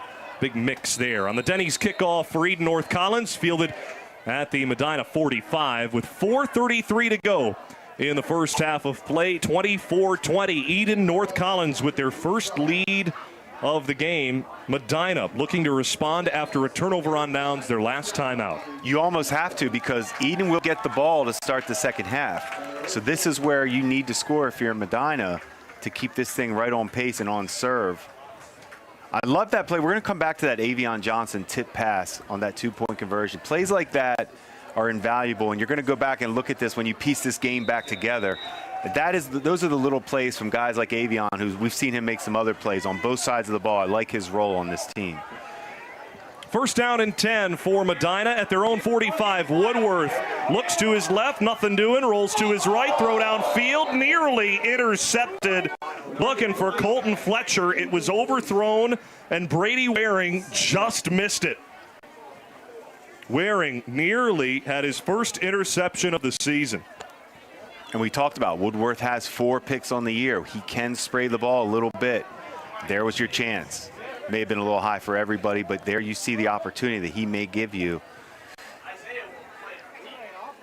Preston Woodworth, a little bit like Carson Wentz, the way that he's 5th in the section in passing yards, but like you say, has the ability to put the ball in dangerous situations, both positive and negative. Right, and he's going to look to throw first, just like Wentz. Good comparison. 4.5 to go in the first half. Medina down 4. Woodworth wants to air it out. Does. Down the far side. Looking for Fletcher. He's got him in stride. Down to the 15-yard line. Tackled by Waring at the 12. Beautiful throw. Dropped it in the bucket. Beautiful air. What I love, what Colton Fletcher did a great job of stacking at the last second. Elliott Davis, the corner, who was in good position. But Fletcher tracked the ball the entire time, slowed up when he had to, high pointed the ball. We talked about his natural hands that we saw in pregame warmups all year. He is an athlete, a do-everything guy. I love the throw. Big play by Medina. 42 yards through the air for the Mustangs, who are within striking distance. At the 13-yard line in the red zone, the Mustangs work right to left across your radio dial.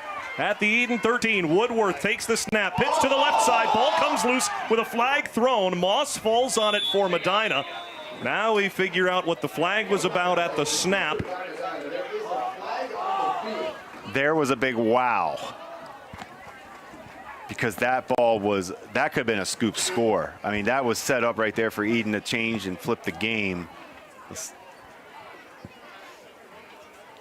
It's a false start against the Medina Mustangs. Well, they got a little cute, trying a little option, a little flip pitch the ball to Moss, get him on the outside a little bit. I think you can just get back to handing it to him. No need to mess around. Second play from scrimmage this game was a 69-yard run for Christian Moss, a touchdown for the Mustangs.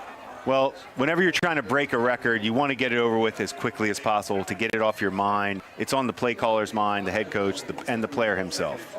So that was a beautiful start. Now you don't have to worry about it. Let's just play our game. We'll celebrate after the game on the record. Christian Moss, though, is marching toward 4,000 yards in his career. Certainly not anything on top of his mind. He didn't even know when I brought it up to him earlier this week. He's just about 32 yards away from 4,000 in his career. He doesn't care when that time comes. Woodworth on second down and 15 rolls to his right, and he is tripped up behind the line of scrimmage. A loss of 5 for the Mustang offense.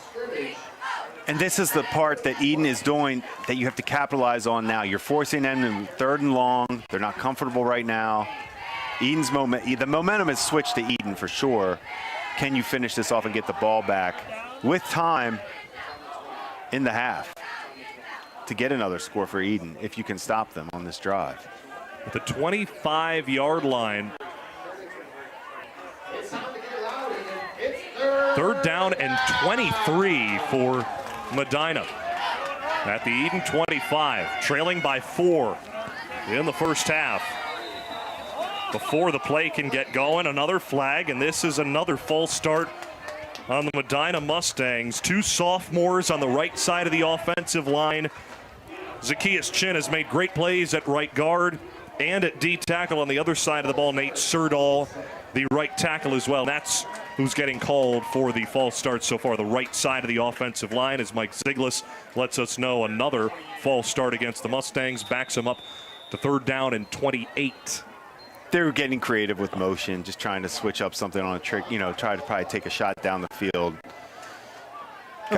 Medina, they're working with small numbers this year.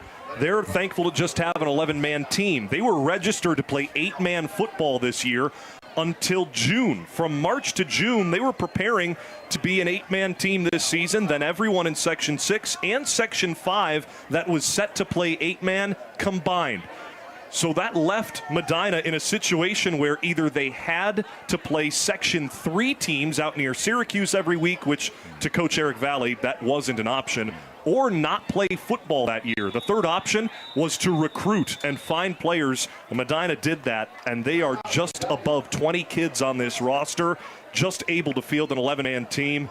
Boy, are they fighting. 3-1 on the season, 2-1 in their division, and they're trailing by just 4 points in the second quarter to a team equal to them in the standings in Eden North Collins. And it shows you how much it must mean to them for that effort just to get yourself on the field. And then to win and have success is a credit to everybody involved, support staff, head coach, and obviously the players. Timeout called by Medina, their second. Coach Eric Valley, through 18 seasons, he's been a coach of 2 different combined teams. Medina was combined from 2012 to 2017 with Lindenville. In 2018, they were combined with Weber as well. So he's not unfamiliar to that situation, and perhaps that's something that the Mustangs look at even next year. They have had joint practices with the Albion Purple Eagles the last 2 weeks just to try to practice 11-on-11 against a starting team on the other side. A big difference from the Jamestowns and Lancasters we saw a few weeks ago, who regularly run 1v1s. 3rd down, 28 to go after the timeout for Medina at the Eden 30-yard line. Preston Woodworth in the gun, drops back to pass, looking to his right, rolls that way. Chased out of the pocket by Dylan Barth, throws on the run to the 20. It's snagged by the sideline by Avion Johnson. A nice grab from a poorly placed ball, and he picks up about 10 yards on the play. Great effort by Avion Johnson. We're all smiling because it was a heck of a catch. It's a shame it wasn't for a bigger play. Great effort to make that catch. 10 yards is 10 yards. Nothing was there. I mean, you could take your shot in the end zone. I mean, it's, what's going to happen? Touchdown, punt, or pass interference possibly. Well, you know that they're going to go likely to either Colton Fletcher or Christian Moss in this big play moment, 4th down and 20. You try to set up some types of screens or mesh routes where you're just rubbing people off. You catch somebody almost like a screen to get them into the end zone. Get the ball in their hands, let them run. Well, 4th and 18 from the 20. And a timeout called by the Eden North Collins Raiders there first. 4th down coming up for Medina, who has led the entire game until they were stopped on their previous offensive drive. It was a 4th down play where they were stopped on the ground. Christian Moss was wrapped up and taken down. Eden converted on that next drive. Waring found Silas Nellis for his 3rd touchdown reception this evening. No 2-point conversion has been complete since the first drive of the game, so that's why the score stands at 24-20. Eden North Collins taking their first lead of the game, their previous offensive drive. Now Medina has taken a long time to move down the field after one big pass play that's really all they've had this offensive drive. And their ground game has gotten shut down for the most part. On this drive especially, they haven't had that rhythm with Moss to gash them and then to set up their passes to make the easy plays. So you can see they're not in rhythm right now. They're fighting for yards, which is the first time we've seen that in this game. 4th down for Medina. 4th and 18 from the 20. Woodworth in the gun. Jason Wills is the running back to the right. Moss split out wide to the left. Woodworth throws to Fletcher over the middle, tipped by Waring and incomplete. Another turnover on downs forced by the Eden North Collins defense. It was close. Like we said, take your shot. You might get a pass interference, a jump ball type play. Nice job by Waring. He timed it up. The officials never thought he touched him before the pass. No flag, no call. We keep it moving. Back-to-back turnover on downs forced by the Eden North Collins defense. What has been the difference? I think they're out of rhythm. They're not getting those first down 8-yard runs from Moss, and that set them up differently. And the penalties too, just messing up all their consistency with how they were establishing their points. Moss has only run the ball 9 times through this first half. 9 times for 111 yards, but 69 of those came on his first carry, the first touchdown of the game. Yeah, but the other plays were setting up, like we said, setting up first down, and you're getting 2nd and 2s. 1st and 10 for Eden North Collins at their own 18-yard line. Check that, their own 19. Waring rolls to his right, throws on the run, down the field, caught at the 35 by Silas, and he gets bumped well out of bounds by Christian Moss as Nellis ran into the Medina bench area. No flag thrown after the play. A big first down, however, for Silas Nellis and the Eden North Collins Raiders. That always open phrase we used to say about Chris Hogan back with the Buffalo Bills, 24/7, I'm always open, throw me the ball, I can get open. Silas Nellis can uncover. He runs routes so smooth and explosive. The accuracy with Brady Waring and the Nellis brothers. The Cincinnati Bengals is what's coming to mind with me. It's Burrow, Chase Higgins. These 3 are in sync in the passing game. Fun to watch. A minute to go in the first half. 24-20, Eden North Collins the lead, and they get the ball out of halftime to boot. Big chance to flip the game on its head here. 1st and 10 from the 37. Waring in the gun. Looks to pass, throws over the middle. He has Isaiah at the 45, jukes, and he juked himself to the ground. He cut left to right and fell right there at the 44-yard line. Pickup of about 7. Timeout called by the Raiders, their 2nd in this opening half with 44 seconds on the clock. So you mentioned the Joe Burrow, Jamar Chase, T. Higgins connection to Brady Waring and the Nellis brothers. It makes sense. The Nellis brothers moved in 2021 to Kentucky after playing most of their youth football all the way up with Brady as their quarterback. And then the Nellis brothers leave in 2021, and Brady looks around and goes, I don't know who my receivers are anymore at Eden. So he transferred to St. Francis those first 2 years of his high school career. And then Brady said, well, wait a second. Now my friends are coming back. Just last summer, before their junior campaigns, the Nellis brothers moved back to Eden, New York from Kentucky, a quick stint there. And now they're back at Eden, and Brady Waring says, I want to go play with my friends. They've got the connection built up through their youth playing together. Now they're tearing it up. 3-1 so far this season. Waring's senior year, facing 2nd down and 4 on their own side of the 50 at the 44. Waring evades one tackler, jukes past Davion Johnson, and here goes the running quarterback. He slides to the 49-yard line. A first down for the Raiders. 40 seconds on the clock. They were trying to hit a little shallow cross quick. They had a little play design, but it wasn't there. A little pressure forced Waring to scramble, and that's what he does naturally. I like the slide. Nifty. Brady, I mean, your first objective for Medina was to hit Brady, and he doesn't give him a chance there. That's wise. He has not been hit. I mean, he is clearly, the natural running backs don't get hit hard because they have that ability. So a flag was thrown during the run from Waring, and it's a holding call against the Raiders. That'll negate the big run from Brady. I asked him if he was named after Tom Brady. He's not. His name is actually Braden, with Brady and an N at the end, but he said since the day he was born, he's always been called Brady. So maybe it was meant to be, perhaps written in the stars. I don't know. I don't know how I feel about the N at the end of his first name. 2nd down, 8 to go after the penalty yardage is assessed. Brady throws to the far side, caught by Isaiah, across midfield, out of bounds at the 43-yard line, into Medina territory. Whatever you want to call him, that ball was on a dime. Again, he's throwing the out routes before they're even getting out of their cuts. That's high-level high school football right there. I love the timing. The one thing Brady and Tom Brady have in common, Waring and Tom Brady, they will go where the receivers are. Tom picked Tampa because Mike Evans was sitting down there, and that makes life a little better when you're a quarterback.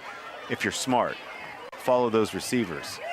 It's funny because St. Francis is primarily a ground and pound team this year with 2 great running backs to choose to. That being said, they've got a great quarterback in Trent Buttles, who transferred from Aquinas, and he's tearing it up in the Monsignor Martin. I digress.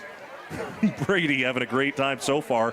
27 seconds to go in the first half. Waring dancing in the pocket, rolls to his left, throws down the field. He's got Isaiah, and he makes the grab at the 5, dives across the goal line. Touchdown! A 42-yard passing touchdown from Brady Waring to Isaiah Nellis. The Raiders take a 10-point lead in the final 20 seconds of the first half. That ball 40 yards through the air from Waring. Moving to his left. It wasn't like he was just sitting there pretty. He was creating on his own. He let Isaiah Nellis uncover and find the opening. Nice job by Brady. His stop and start. And to throw that ball 40 to 45 yards on a dime. And I love catching the ball and getting in the end zone by Isaiah Nellis. The natural hands give you the ability to tuck it quick. Eden North Collins lined up to kick that extra point, and then their coach, Charlie Karstedt, says, we will gladly take our final timeout of the first half. They are down to no timeouts remaining. Medina does have one left. There's 16 seconds on the clock remaining in this half. It just makes the start of the second half almost the game. And that's what we talked about. Who can finish that? That drive was never over, and Eden didn't give up on it, even with the penalty forcing them in that play. I love the aggressiveness. Take your shot downfield. Charlie Karstedt, head coach of the Eden North Collins Raiders in his second season, rocking the backward baseball cap. He played Division I baseball at the University at Buffalo back in the late aughts. Back when UB had a D1 baseball team. He said it was pretty sad when they had to disband about a decade ago. And a good player. Oh, correct? yeah, we about a 300 stats. hitter. Yeah. 3 years of his 4-year career at D1 UB. He was a heck of a ball player, Charlie Karstedt was. Isaiah Nellis to kick the extra point for Eden North Collins. Up and good. Isaiah Nellis nails it. He moves to 8 for 10 on the season in extra point kicks.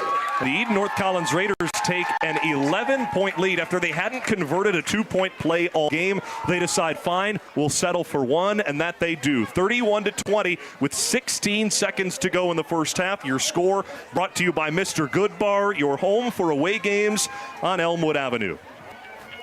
I'm waiting for the ESPN 30 for 30 on the Nellis brothers.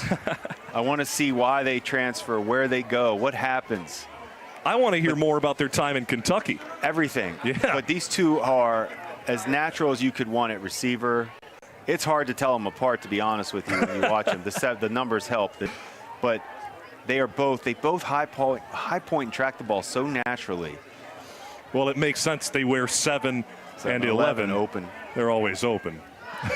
And that's what we talked about, and they are. I mean, and Brady, with the right quarterback, he will always give them the benefit of the doubt. He is going to let them make a play.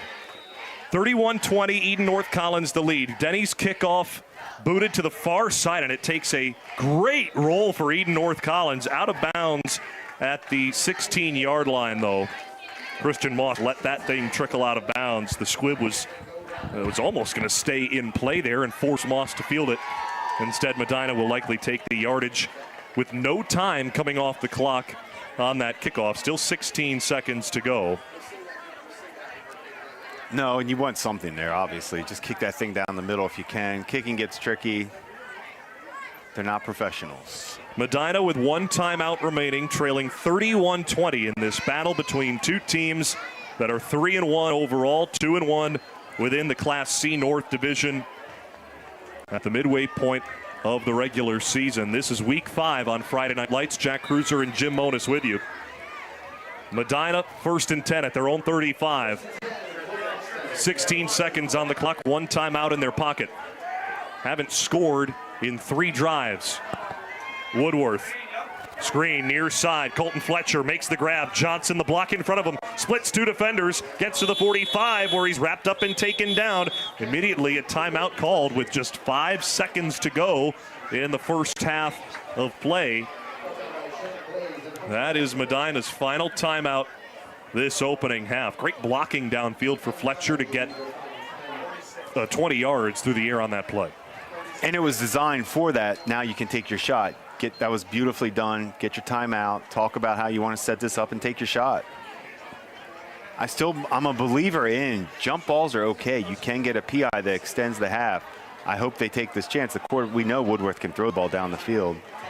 The Division I baseball prospect, Preston Woodworth. We saw him in the spring come in relief against Depew. He came in the 5th inning, and it only goes 7 innings in high school baseball. Woodworth faced 9 batters, Jim. He didn't throw anything but fastballs, and he struck out 5 of them. He was unconscious that night against a really good Depew team in the spring, and that was him as a sophomore, no less. Did he remind you of a 24-year-old New York Yankee pitcher? He certainly did. I was left saying, holy Schlitt. I'm a good point guard. Schlittler, oh, that was a great setup. Same dominance, though, same dominance. Absolutely. Yeah, I'm sipping out of my Yankees cup tonight with pride. Take that, Boston. 7 seconds to go in the first half. There Woodworth with the pitch back and a throw back to him on the near side by Batista. Woodworth is taken down at the Eden 45. However, the trickery to no avail for the Medina Mustangs in the first half comes to a close. A lot of scoring. We'll talk about it all during the first segment of our halftime show, brought to you by SEI. When we return at the half, it's 31 for Eden North Collins, 24 Medina on BTPM's Friday Night Lights, presented by Villa Maria College. Visit Villa Maria College and discover what it means to be a Viking. Come see the energy, teamwork, and pride that makes the Villa Vikings unstoppable. Schedule your tour at visit.villa.edu. BTPM's Friday Night Lights in partnership with Section 6 is presented by Villa Maria College, advancing educational opportunity for all of Western New York. Friday Night Lights is supported by our members and by the WNED Foundation Incorporated. Mr. Goodbar, your headquarters for watching away games on Elmwood Avenue. Penny's, America's Diner, is always open.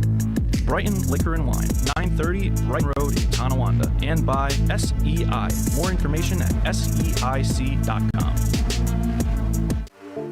She said this, well, he said that. The truth will come out. Wondering what the buzz is? What's the hot goss? Whatever it is, we're talking about it on Group Chat, your weekly connection to the unpredictable, weird, and wonderful world of pop culture, from film, theater to food, blockbusters, and beyond. Every week with Tiffany Bentley and her revolving panel of pop culture enthusiasts. Listen to Group Chat on Fridays at 10 a.m. and Saturdays at noon on BTPM NPR. I'm very excited. BTPM NPR's Disabilities Beat promotes awareness and inclusivity, amplifies underrepresented voices, and holds corporations and governments accountable. What assurance can you offer consumers that these problems won't repeat in New York, and what accountability measures do you have in place? Hear reports from the Disabilities Beat, hosted by Emily Watkins, every Wednesday on BTPM NPR during Morning Edition and All Things Considered. The BTPM Disabilities Beat is funded in part by the Peter and Elizabeth Tower Foundation. Hey, football fans, check out the USA Wheelchair Football League Tournament, presented by Buffalo Toronto Public Media. Cheer on our very own Buffalo Bills as they face off with the Patriots, the Cowboys, the Raiders, and the Browns. It's picked off! Head to the Buffalo Toronto Public Media YouTube channel to stream it now. Catch up on the latest from Buffalo Toronto Public Media on our YouTube channel. While you're there, don't forget to subscribe so you never miss an update. A well-crafted will or estate plan speaks volumes about your hopes and dreams for the future. It also ensures that what you've worked a lifetime for is distributed according to your wishes.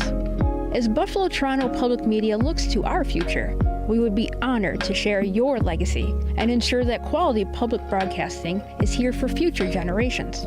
Please contact me, Lisa Latrovato, at 716-845-7031 for more information. Support for Buffalo Toronto Public Media's Friday Night Lights comes from our members and from Mr. Goodbar, your Elmwood Avenue home for football and more food, beverage, and atmosphere. At 1110 Elmwood Avenue in Buffalo, Mr. Goodbar, home of DJ Crespo's away game viewing parties.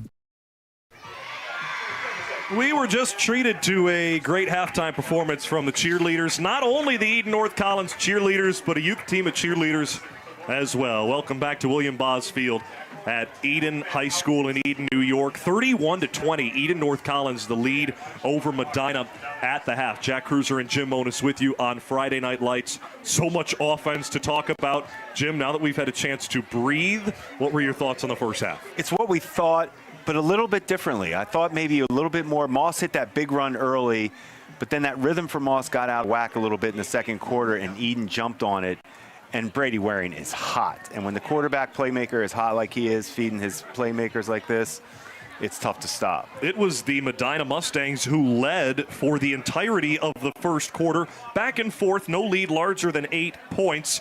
But Medina gave up the lead with 4.5 minutes to go in the first half. Eden came back with 2 Brady Waring passes, one to Silas Nellis, one to Isaiah Nellis at the end of the first half for the Raiders to eliminate Medina's first half advantage, as the Mustangs have a lot to talk about through 24 minutes of football. 3 touchdowns on the other side for Silas Nellis and the Eden North Collins Raiders offense. 3 of them to Silas, 2 of them to Isaiah.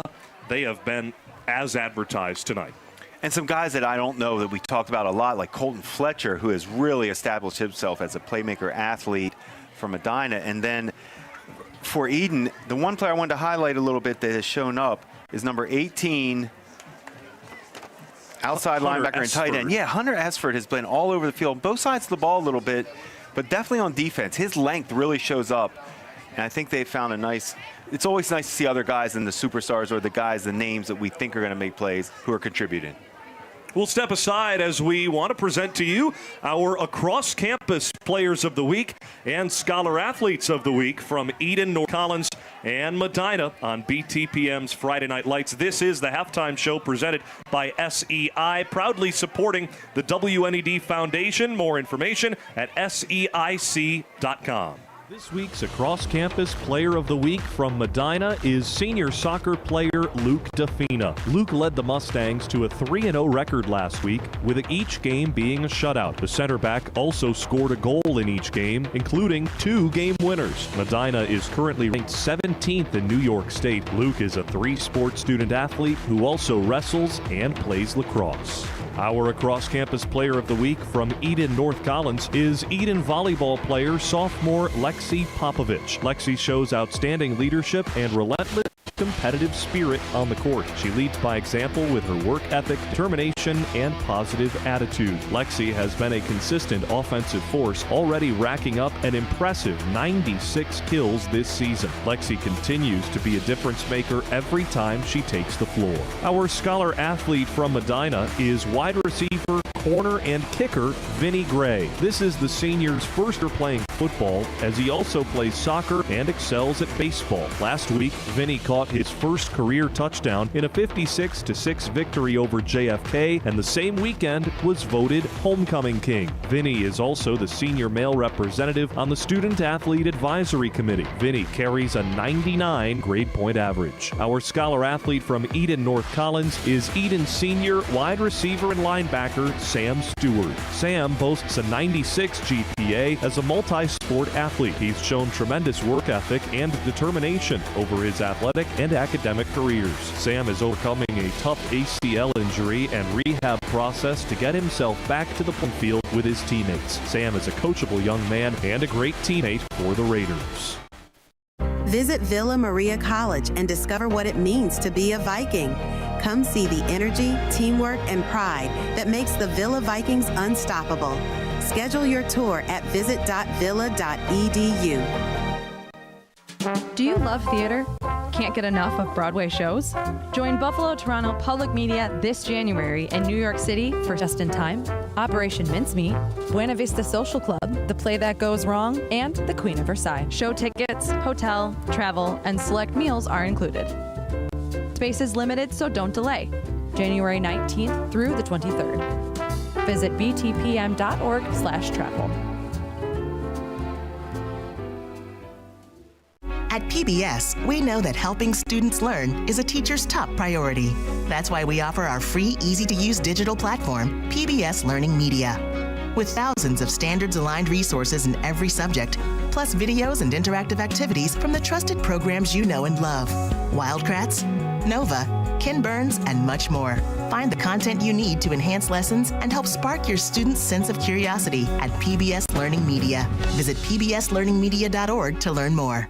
Support for Buffalo Toronto Public Media's Friday Night Lights comes from our members and from your local Denny's. America's Diner is always open. Denny's salutes Section 6 student athletes, serving you with 18 locations throughout the region. Welcome back to the SEI Halftime Show. SEI proudly supporting the WNED Foundation. More information at SEIC.com. 31-20, Eden North Collins, the lead over Medina. Eden North Collins, they've had about 6 or 7 opportunities to take the lead throughout that first half. They did late in first half. Brady Waring took over, not before the Eden North Collins defense forced 2 turnover on downs. Who has been a standout player for you for the Eden North Collins defense? A.J. Colantino has been all over the field as a nose tackle. Like we talked about, 5'8", 180 is not what you think of as a nose tackle, but the effort and toughness shows up, and it goes to the whole defense. They're swarming to the ball and making them earn their touchdowns or their yards. Let's go over the Eden North Collins Raiders' objectives. Number 1 was Nellis Bros Feast. Yeah, and the out routes down the field, they're getting every opportunity. Silas, by the way, 3 receiving touchdowns. Silas Nellis in the first half. Isaiah, 2 receiving touchdowns. Is 5 touchdowns a feast? Yeah, and so. Right on pace for 10. Yeah. Number 2 for Eden North Collins, pick your poison. And I think they have. I mean, they're not getting gashed.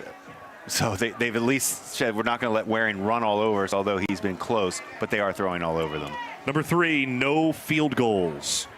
And they're not. And that's good. No field goals. Get your points, get your touchdowns, and separate yourself. Now let me ask you about Medina, who stood out, and we've got him on screen right now. Number 42 in white has been everywhere. Everywhere, both sides of the ball. Avion Johnson, we saw a nice catch he made, a subtle nice catch on the sidelines, almost a one-handed grab, but I saw him at defensive end tip a ball. He's just making plays. He's blocking, he's tough, a do-everything type player. Your objectives for Medina, number 1, hit Brady Waring. They need to start. Number 2, Moss the Boss. I need to see more out of him, more violence. Number 3, Fletcher downfield. They have, and keep going to him. We'll take a break on the SEI Halftime Show. SEI proudly supporting the WNED Foundation. More information at SEIC.com. Let's go to Jim's film breakdown for Week 5. Here's the Week 5 film breakdown. We'll start with Medina. Running back Christian Moss has all the stats. He has size and breakaway speed. But for a big back, he makes people miss in space with great footwork and natural vision and a feel. He also runs hard, and there's guys that turn down and not necessarily want to finish and make a tackle on Moss, which is a sign of a dominant player. The thought I had when I watched Moss was SEC LSU star running back Leonard Fournette. He made guys quit playing defense that didn't want to tackle him, and Moss has that same style. Eden's film breakdown is quarterback Brady Waring. And Waring obviously has all the passing stats, but he doesn't just beat you passing, he beats you with his athleticism and legs. He doesn't take hard hits, which is a key for a quarterback. He reminds me of a player from Nebraska, Adrian Martinez, who was an MVP in the UFL and is now a backup quarterback for the 49ers. He's an incredible playmaker athletically, but don't sleep on his passing. He can get out of the pocket, throw across his body, and still has the arm strength and ability to torque his body to make those throws. Welcome back to the SEI Halftime Show. Both those players, Moss and Waring, have been terrific in the first half. 100 yards plus on the ground for Christian Moss for Medina, and we already know 5 touchdowns for Brady Waring for Eden North Collins. Around Western New York, brought to you by the Buffalo and Erie County Public Library, profoundly public.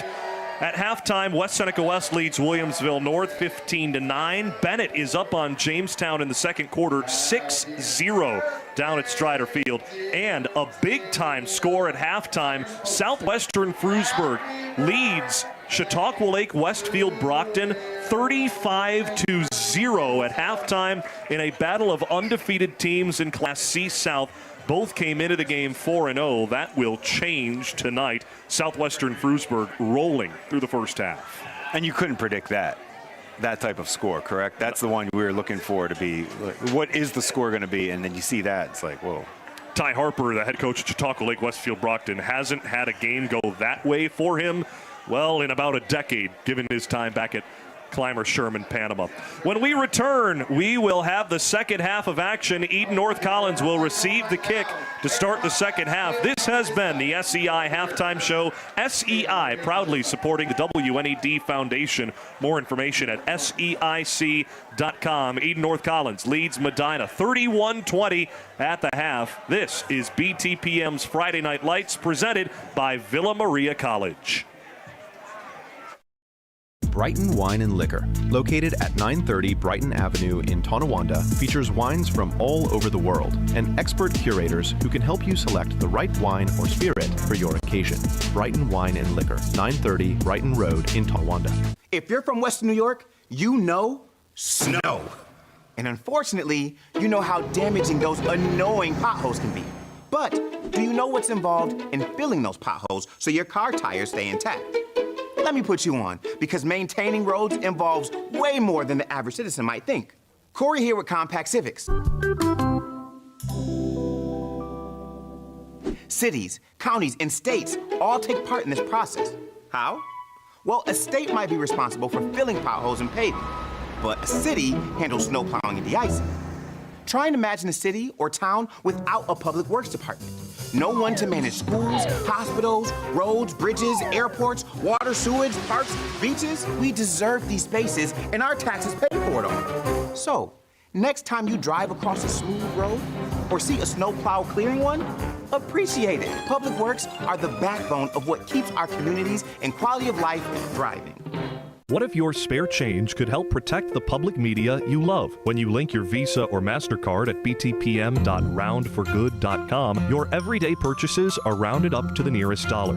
At the end of the month, that change becomes one simple donation to Buffalo Toronto Public Media, fueling public media and strengthening our community. One cup of coffee, one grocery run, one roundup at a time. You're in control. Pause or cancel anytime. It's simple. It adds up. Small change, big impact. Buffalo Toronto Public Media has new and innovative ways to generate revenue for your business. We have a robust menu of digital features that can help your business grow. Contact Bill Saurer at 716-845-7000. You couldn't ask for a better night in Eden, New York. About 60-ish degrees so far. The sun has set. What is that, a waning gibbous moon above our heads tonight? Raiders Row has been rocking so far. Through two quarters, Eden North Collins leads Medina 31-20 at William Bos Field in Eden, New York. The Medina Mustangs won the toss to start the game. They chose to receive the ball, and they did lead through the first quarter all the way until the 4.5 mark of the second quarter when Eden scored 3 straight touchdowns to end the first half. They have a 2-score lead, and they receive the Denny's kickoff. It's a squib kick, perhaps an onside attempt from Medina, scooped up at the 40-yard line. And Hunter Esford comes up big to get the football down at the 40-yard line for Eden North Collins. Dangerous there from Colton Fletcher, the kicker for Medina. No, and Esford right on cue. We talked about him having a nice game. Those are the little plays that you can't put a price on. Those are tricky, and you're trying to knock it down, get on it. You're not necessarily sure if it's coming to you because there's no plan on these kicks. Hunter Esford, 6'3", 210. The senior with good hands was right in time to catch that off about its third hop off the ground. That was dangerous, but Eden North Collins puts out the fire. 1st and 10, they start the second half at their own 41, up 31-20 when Brady Waring has the football. Eden North Collins seems like they can do no harm. However, before he can get the football on this play, formation penalty against Eden North Collins. Mike Ziglis, referee of this crew tonight. What's crazy right now, Eden scores here, it's basically over. And I'm not saying that it's going to take a turnover or some crazy plays for Medina to get back in it if Eden scores here. It's just there's just been no sense of stopping it. Eden right now. 1st down and 15 from the 36 for Eden North Collins now. Waring in the gun. 3 receivers on the left side. Isaiah alone on the right.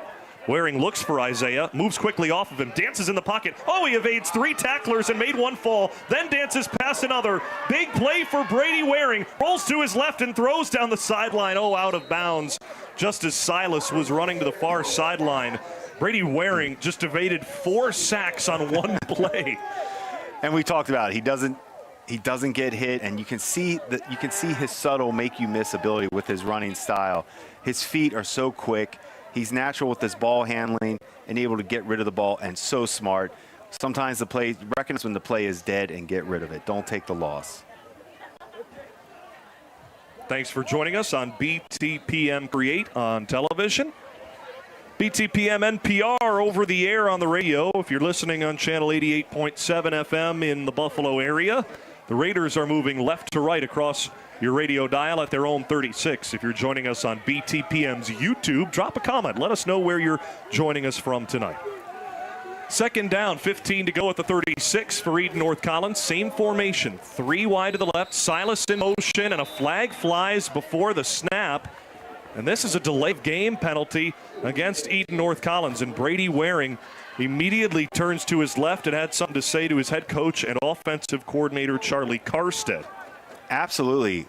Unacceptable way to come out of the half. It really is. I mean, this is very unorganized. This is how you let them back in the game. We're getting ready to put a stamp on this game, and you're going the opposite way right now with sloppy penalties and throwaway passes. Not a good start to the second half for Eden. Charlie Karstedt, second-year head coach for Eden North Collins. He was the quarterback here in 2003. Eden class of 05, Charlie Karstedt. That 03 team, for anyone that remembers, was the best in Eden program history. 11-1 that season, where the Raiders lost in the state semifinal. Second down and 20 after 2 penalties. Handoff Silas Nellis on the jet sweep from right to left. He turns upfield at the far hashes, gets about to the 34-yard line. Gets some of those penalty yards back, but this will be third and well behind the sticks for Eden North Collins. Yeah, and I like that hit. But it was Christian Moss. I mean, of course, now maybe that gets him going a little bit where he can get himself going on defense and get to that running game back. A third and long, these plays are critical right now for Medina to get this ball back without giving up any points. At the 34-yard line, right between the hashes. Third down, 17 to go for the Raiders. Brady Waring in the gun, takes the snap a little low, has time, now has to step up, throws deep down the middle of the field, and it's incomplete. Looking for Isaiah Nellis. He was deep into Medina territory at the 35. It just got over his head. Incomplete to bring up 4th and 17. And we have a little limp right now from Isaiah Nellis. He separated himself. He got away from Woodworth on the back end at safety. It was going to be 6, just a little bit of an overshot. Isaiah limps all the way back to the Eden North Collins bench area on the far side. That could have been a little pull when he extended trying to stride out to go get that ball. Silas Nellis now in the slot on the left side. Number 11 for Eden North Collins. He's actually all alone out there on the far side, but the Raiders will look to punt away. Brady Waring the punter as well. Always got to be aware of a fake with the Raiders. This is not one, however. Waring a nice boot high in the air. Fair catch called for by Colton Fletcher. Caught at the 37-yard line. Medina takes over, and they get the stop to start the second half. Crucial for the Mustangs. Completely crucial. Flip the game back now where they can control this thing. Get your score right here. Get the game back under control. Big-time defensive play. It's almost like an interception. A punt in this game is like a turnover. That's an interception, a fumble recovery. But what I'm really looking to see right now is they get Moss going a little bit. Get him into a rhythm, get that violence back, establish the run. Through my unofficial stat tracking, Christian Moss, 9 carries, 111 yards in the first half. 69 of those on the first run of the game. Second play of the game from scrimmage for Medina. It was a 69-yard touchdown.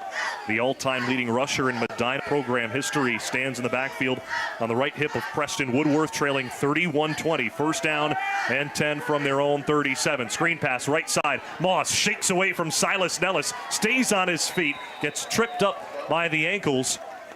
by the cornerback Elliott Davis.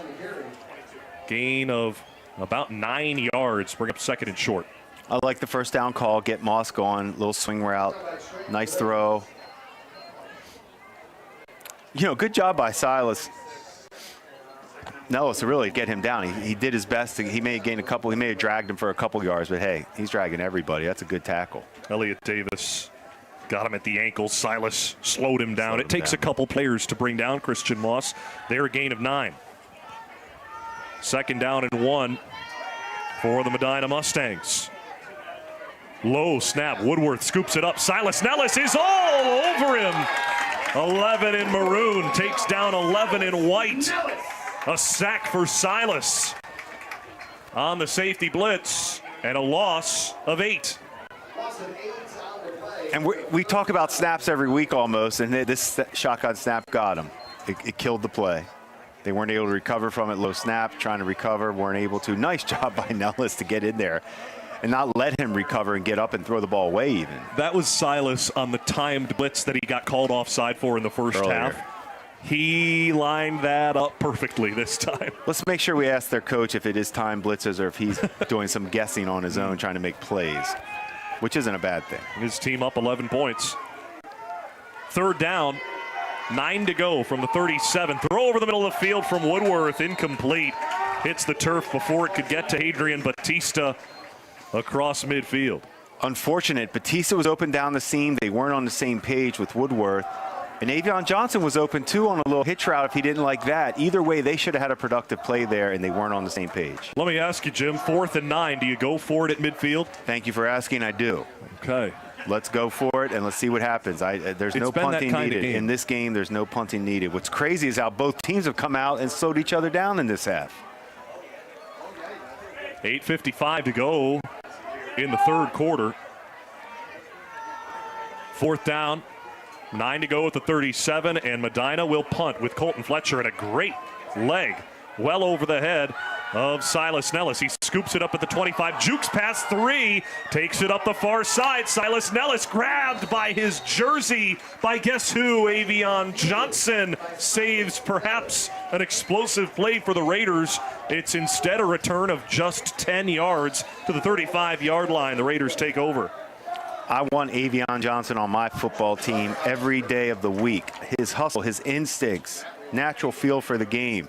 This is one of the best playmakers in space. 220-pound Avion Johnson.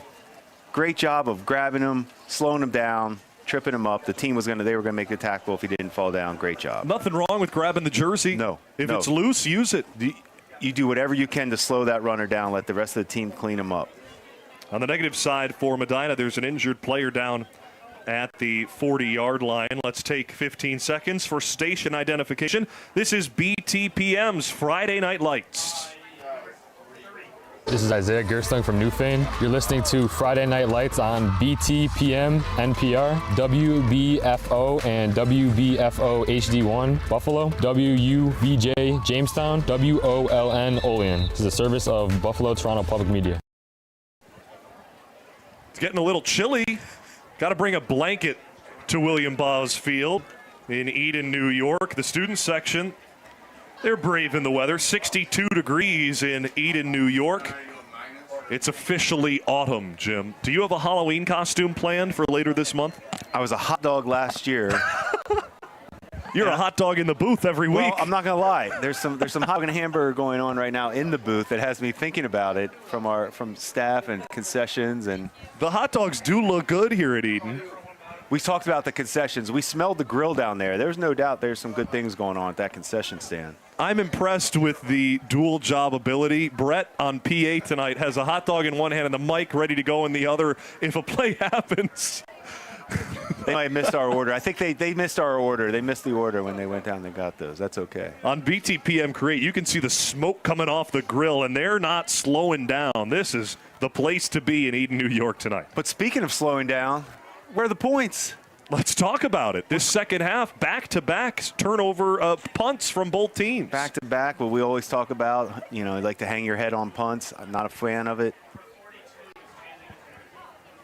But now it's time. Let's get back on track. Eden, okay. You did your best. You got the ball back. Now, once again, it's your chance to really put this game away. You're going to go. You can potentially go up 3 scores. It has been interesting. What do you think the difference has been defensively to start this second half? Is it play calling offensively? First downs. First down and penalties are putting them in uncomfortable situations that they're not accustomed to right now. Wait, we say all that, and Brady still just overshot Nellis on a potential touchdown when they did take their chance. So it's still coming. There's still going to be plays to be made. Just maybe the halftime slowed everybody down for a second. Currently an injured player for Medina being tended to on the far numbers. It's their right tackle, sophomore Nate Surdell, who's been down for a few minutes now. He's sitting up and now is aided to his feet by the training staff. This is a Medina team that cannot afford injury to anybody, certainly not one of their linemen. This team, just about 25 kids on the roster. We tell the story in the first half how they were meant to play 8-man football this season. Coach Eric Valley, in his 18th year as head coach, the alumnus of Medina, had to go to classrooms, not just his own, to recruit kids. So in art class, because Eric Valley is an art teacher, he was recruiting kids. Hey, why don't you come play football this year? We need you. And he was doing that at the end of last school year in June, saying, hey, I know it's late. You play soccer, Vinny Gray. Why don't you come out and play the football as well? Vinny not with the team tonight, for example. But Medina did everything they could to scrape together an 11-man football team, and now they have to prepare for an offensive drive, perhaps without Nate Surdell. But for now, they set up defensively. Eden North Collins to start this drive, 1st and 10 at their own 35, and a whistle and a flag at the line of scrimmage on the snap. Whole lot of stop and start so far, and this a false start against Eden North Collins on the first play of the drive. Almost the theme since the second half has started. Just sloppy both teams, no rhythm to the second half at all. Almost like it hasn't even started yet. They haven't really crossed midfield. I mean, these teams, it's a completely different game right now than what we watched. I do love the added touch for Eden North Collins, and even Mike Ziglis, the official, with the pink accessories for Breast Cancer Awareness Month in October. We're officially in that time of year. Almost every player for Eden has some sort of pink accessory. And another flag as the team lines up for 1st and 15 at the 29. We're officially in pull together mode now. Okay, let's pull together as both teams. Let's play some football here. We can't get a playoff. We should be able to get plays off. The pink wristbands of Mike Ziglis circle each other in front of him to signal a false start against Eden again. Backs him up now 20 yards, 1st and 20. Before this drive can even begin, you're asking a whole lot of Brady Waring and the Nellis brothers and company to make up for the penalty yardage lost so far. Do a little simple play here just to try to get something back. 1st and 20 at the 24. Waring rolls to his right, throws downfield, caught at the sideline. Isaiah snags it and taps his toes at the 38-yard line. Pickup of about 13 through the air on 1st down. Or you sprint out to the right and have your quarterback make a pinpoint 13-yard dart to Nellis, who taps his feet on the sideline, extends his hands as always. Isaiah 5'10", 160 pounds. He's got 2 receiving touchdowns so far in this game. He's showcased every skill he's got, it seems, tonight to give his team the lead, up 31-20. 8.5 to go in the 3rd quarter. Eden North Collins the lead and the ball. 2nd down, 7 to go at the 38-yard line. Waring rolls to his left. This a designed run. Gets on his horse across the 40. Lowers the shoulder and is pushed back. He was met in the hole by Colton Fletcher, and a flag is down. 2 flags are down near the 40-yard line. Jason Wills there as well, the junior strong safety. Now another chance for us to get a look at Mike Ziglis. Getting a lot of screen time tonight, Mike. I think he told me pregame he did wear his makeup. He knew he was on TV tonight. Officials and offensive linemen don't want to be on TV because that's not what people paid to see tonight, if they pay. Oh, they did. It was $3 admission here tonight. Good ticket steep. price. That's steep. Is it steep or is it not enough to see Brady Waring in this offense? You get what you paid for. Yeah, certainly have so far. I don't know about this second half. No, we're off. I mean, we're right back. This is unbelievable how we keep going backwards with penalties. Mike Ziegler has been officiating in Western New York for well over 30 years now. Well-known name in the officiating community. And safe to say he doesn't want to throw the flag as many times as he had to start this second half. But when the penalty is committed, they've got to call it, and they've done it so far. 7.5 to go in the third quarter. Second down, 16 to go for Eden, working backward this drive. Waring throws right side, caught by Silas, wants to cut across the field, grabbed by the back of his jersey, breaks a tackle, then he gets tripped up at the 35-yard line. Wills is there again to grab the back of his uniform and bring him down. Nice tackle by Wills. Silas was about to get loose. He is electric. His vision and feel in space is scary. Nice tackle. Scoring update from out of town. West Seneca West currently undefeated, playing to clinch their division tonight at Williamsville North. They lead 18-16 on the road at the end of the third quarter. That a big game in Class A1 at the midway point of the regular season. Third down, 8 to go for Eden North Collins at their own 37. Brady Waring in the gun. 5 touchdowns so far today for Waring. Rolls to his left. Has space in front of him. Takes off across the 40 to the 45. He's near the yard to gain as he spills into the Eden bench area across the field. And it will be a first down for the Raiders to the 47-yard line.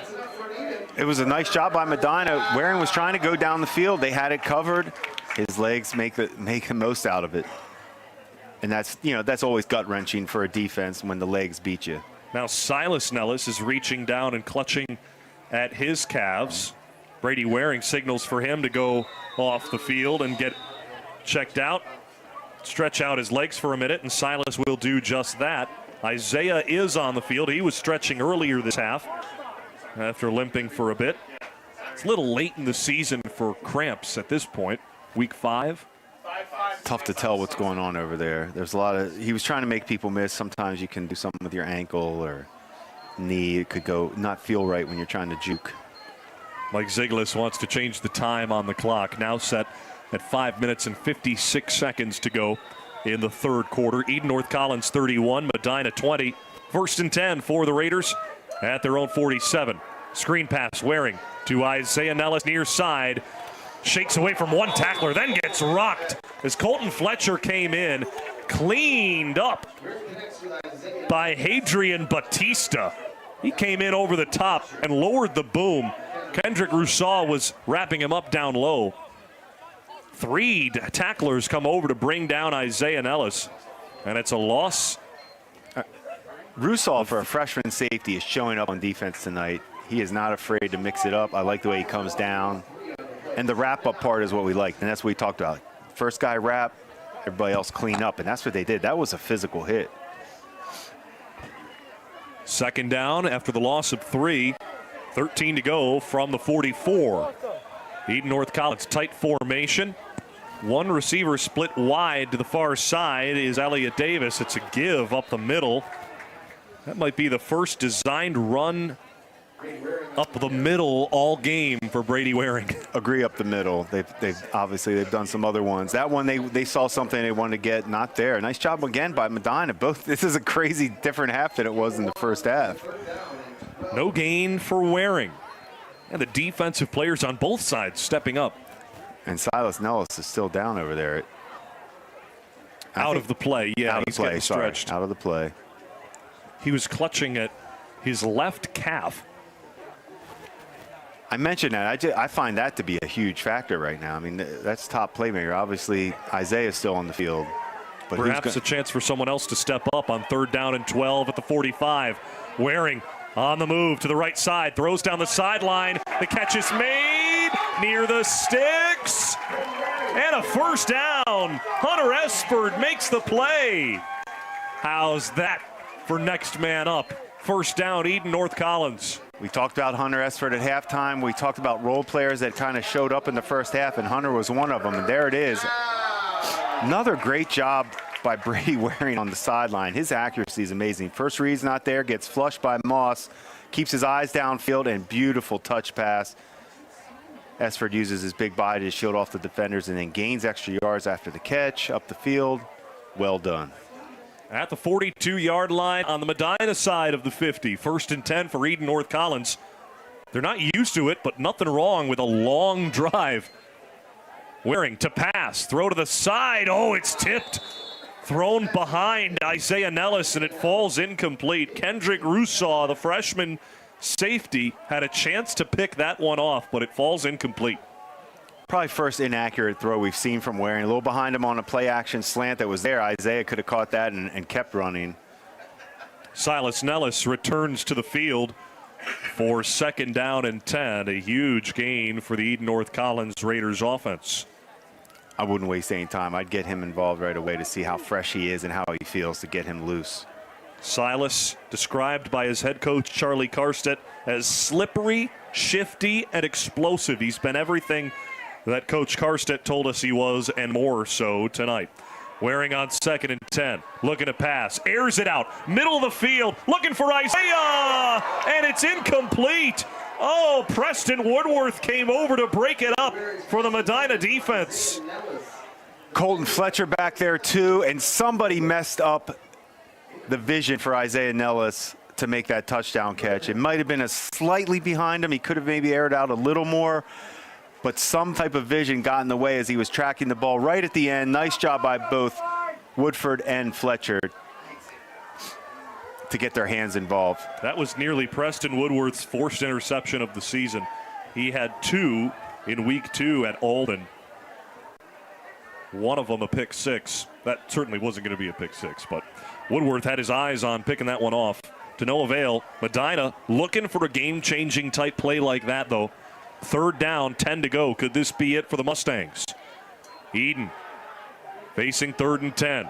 Waring throws to his left, far sideline. High catch.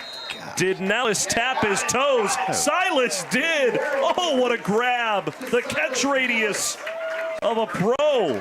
Silas Nellis makes the grab, and a first down for the Raiders. It's their bread and butter play, flood concept.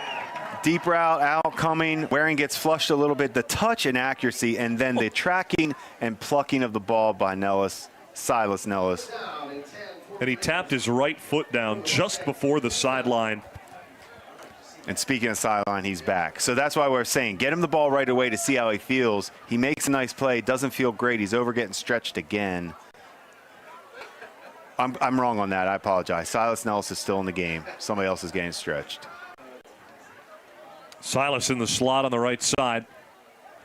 The running back is Talon Kane, yet to get a handoff. He's in there as a blocker. Throw from Waring, left side, caught at the 25, down to the 20-yard line. Christian Moss makes the tackle after a pickup of just a couple from Elliott Davis through the air, about 5 through the air for Eden North Collins. Love that play. Just quick hitch route, get rid of the ball, get some yards. 3.5 to go in the 3rd quarter. A lot of penalties and defense so far in this second half. 31-20 was our score at halftime, and it remains that. Entering the final 3 minutes of the 3rd quarter, Eden North Collins takes their time before 2nd and 2 after a gain of 8. At the 21-yard line. 2nd down for Eden North Collins with an 11-point advantage. The senior quarterback, Brady Waring, takes the snap, peeks to his right, rolls that way, pressure coming, comes back to the left, has to get rid of it and tosses it out of bounds. A chance for Davis to make a play at the 15, but he was falling to the sideline and the ball went with him. Out of bounds and incomplete. 3rd down, 2 to go for Eden North Collins. Big chance for Medina. They've just got to make a play at some point. Medina did a nice job right there on 3rd and short. They're extending a play in zone. Nothing was there. No force from Brady. I like that. But really nice job to like make these guys now be smart. They know they have 2 downs to get this. Not easy to ask Brady Waring to turn over the football. He's only got 3 interceptions tossed this season, but he's thrown 1 in each of the last 3 weeks. Medina is hoping and praying for one before the Raiders could take a 3-score lead. Waring, keeper on 2nd and 2. He's got the first down. Left side, Waring beats the defender, and he gets out of bounds into the 10-yard line. 1st and goal, Raiders. That's what we call taking ankles. Another design run. Great job up front. Great vision to cut twice to find creases. His acceleration and speed and burst. He does look like a natural running back. We've said that before, and you can see why I used to play it. He's also picked up lacrosse over the last couple of years, and he's a heck of a lacrosse player, getting looks at collegiately to play lacrosse. He's a midfielder there, and he said his running back skills come into play there as well, and his agility and the set pick routes in lacrosse. He has a running back / point guard mentality. He sees everything. He said he was the same way on the hoops court as well. Low snap, Waring, 1st and goal. Rolls to his right, throws, fade away, end zone. Esford can't make the grab. Incomplete as it sailed out of bounds to the right. No, he did say, Brady said that him, the Nellis brothers, and a couple other guys on the team play hoops in their free time. And I asked, well, who's the best player here? And Brady was the first one to say, well, none of us are any good. He said that? Yeah. But he said he's more Chris Paul, point guard on the basketball floor. I don't know. Do you like the comparison? Chris Paul's a Hall of Famer. So self-awareness is good, though. Hey, self-awareness is key. Well, you compared him to a UFL potential Hall of Famer. Who, well, UFL Hall MVP. of Fame, I don't know if it exists, but UFL MVP We could exists. start it. I don't know. Well, Adrian Martinez would be in it, who we compared him to. First ballot? I think he would be. I like it. I like the UFL Hall of Fame. 2nd and goal. Waring, throw left side, caught by Silas, reaches across the pylon. Touchdown! 4 scores for Silas Nellis. And Eden North Collins extends their lead up 17 points in the 3rd quarter. Waring, his 6th passing touchdown tonight. Swing route, and what I love that Waring does on this swing route is he hits Silas in perfect rhythm so he can continue to run, catch it, and get right upfield to the pylon. 2:19 to go in the 3rd quarter of play. Eden North Collins to kick with Isaiah Nellis. He nailed one in their last score with just 16 seconds to go in the 1st half. Isaiah's kick is good again. 38-20, Eden North Collins the lead. 2:19 to go in the 3rd quarter. 18 points, almost insurmountable at this point, but plenty of football still to be played. Your score brought to you by Mr. Goodbar, your home for away games on Elmwood Avenue. This is where Medina needs the crazy play. We've talked about it. Once you go down this much, obviously this drive, however you do it, you got to get in the end zone, and then it becomes how are you going to play how are you going to get the ball back? Are you going to get a turnover? Can you stop them, punt?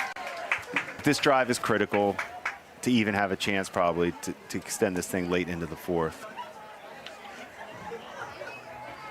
Medina's defense to this point was giving up to 16 points per game this season.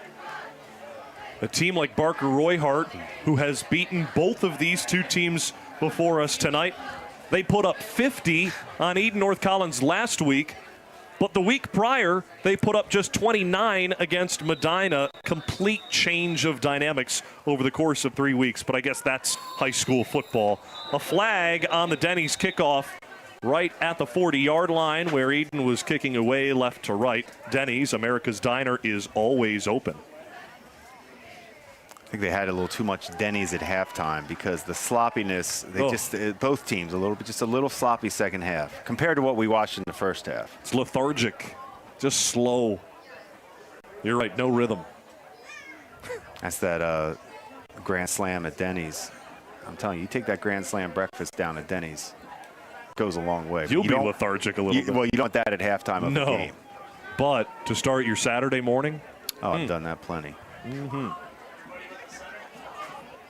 So a false start against Eden North Collins backs him up 5 yards to the 35. They kick away. Isaiah, maybe an even bigger kick, fielded by Colton Fletcher at the 25. Cuts across field. Fletcher looking for a big play. Gets to the 50. Falls to the Eden North Collins 45. Colton Fletcher about 25 yards on the return.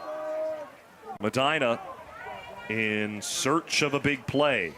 It's Fletcher's physical. I like how he finishes this run with violence. He shows this all the time on defense, too. He's a tough football player, natural athlete in space. Get the ball in his hands as much as you can right now. That was a near 30-yard return for Fletcher from the 25 to the Eden North Collins 47. You just wonder, when is Christian Moss going to get going again at the running back spot for Medina? Well, they've got him split out wide on the near side. Trips left for Medina for 1st and 10 at the Eden North Collins 47. Woodworth to pass. Screen near side. Colton Fletcher gets the grab. Darts upfield. Has the block at the 40 to the 35. Down to the 30. He gets spun down by Waring, who grabbed him at the ankles. First down for Medina after a pickup of 15. Love that first down call to Fletcher. We just talked about he is the true playmaker now in space. I mean, Moss is a little grinded out. He can make his big plays too, but you need your receivers right now to get easy access like that. Nice tackle by Brady Waring. We're always going to talk about little plays like that. That may have been a touchdown. He doesn't make that tackle. Colton Fletcher is ready to get loose on that.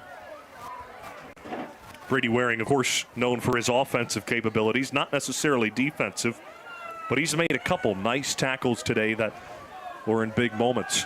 1st and 10 for Medina. 90 seconds to go in the third quarter, trailing by 18 points, 38-20. The Mustangs trail Eden North Collins. Handoff Fletcher on the sweep to the right. Turns upfield, gets tripped up at the 25, and the ball comes out, but they say he was down at the 25-yard line. It'll be a pickup of 3 to 4 yards on the first down run for Fletcher. But you see how they're getting him the ball again. The explosion and speed are what they're trying to do right now. Just to take a little of the pressure off Moss.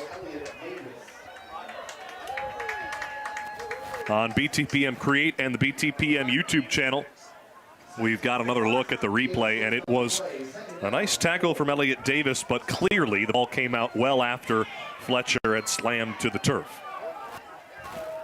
2nd down, 6 to go after the gain of 4.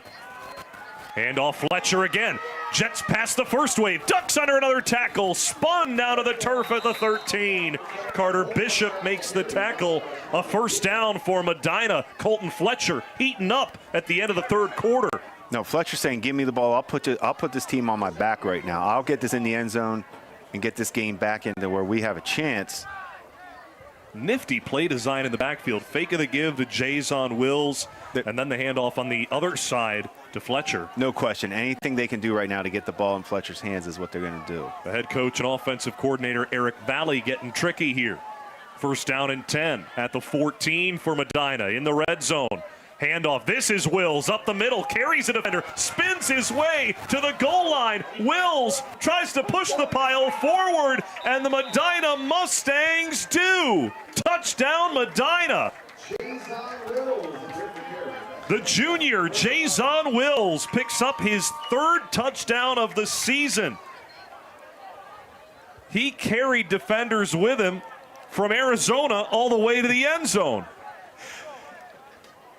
Wills averages 16 yards a carry on the season. And right, just like that, he puts them right back in the game. I love the way he finished. He was not going to be denied. He showed his strength and power as a runner. Jason Wills, he's cousins with Christian Moss. He transferred to Medina last year after moving from Arizona. And Wills makes the Raiders pay. A 14-yard touchdown run. 16 seconds to go in the third quarter. Medina to go for 2. They've been more successful at it than Eden so far. Fake of the give. Throw to the far side. Fletcher makes the grab. A nifty play on the two-point try from Medina, and they get it. That looked like it was going to be a pick six, if you know what I mean, by Elliott Davis, who could have picked that two-point conversion and taken it back. Beautiful throw by Woodworth to get it over the top of Davis, and Fletcher to track the ball, get his feet in. That's the two-point conversion, the drive. That is a game-changing, get me back in the game type drive. Possession, we have a ball game. Good for Colton Fletcher to get the two-point conversion as well. He ignited that drive all the way down to the 14. Oh, I'd say for sure right now he is taking control of this team as far as I can get us back in it. 16 seconds to go in the third quarter, and we've got a 10-point ball game. Eden North Collins 38, Medina 28. Well, it's with a heavy heart that we want to share our condolences with the Medina community.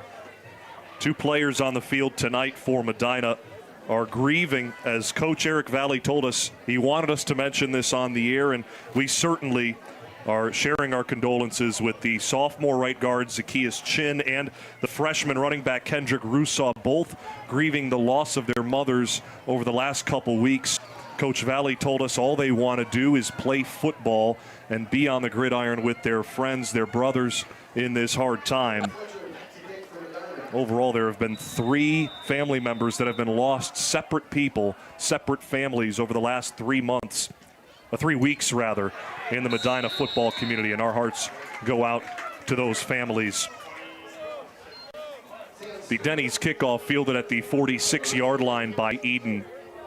Medina dealing with a small roster, all the adversity, and now in a crunch. Down 38-28 with 14 seconds to go in the third quarter. Eden North Collins gets the ball at their own 47-yard line, and Medina needs to do what Eden did to them to end the first half. That's force back-to-back turnovers. And that onside kick that Medina just tries, that's a rocket kick. Sam Stewart did a great job of fielding it. I mean, really like taking it almost like a right in the chest, like a hockey shot. I mean, it's like a goalie on those onside kicks, but I'm still paying attention to those. First down and 10 for Eden North Collins at their own 47. Brady Waring in the gun, claps his hands and takes the snap, belt high, looks to his left, feels the pressure, rolls to his left, throws on the run to the left. Silas makes the grab across midfield, running sideways. He gets out of bounds at the Medina 45. A pickup of 8 through the air to bring up second down and a long 2. Waring once again showing the athleticism to move around. The first look, it wasn't there, but he doesn't force anything.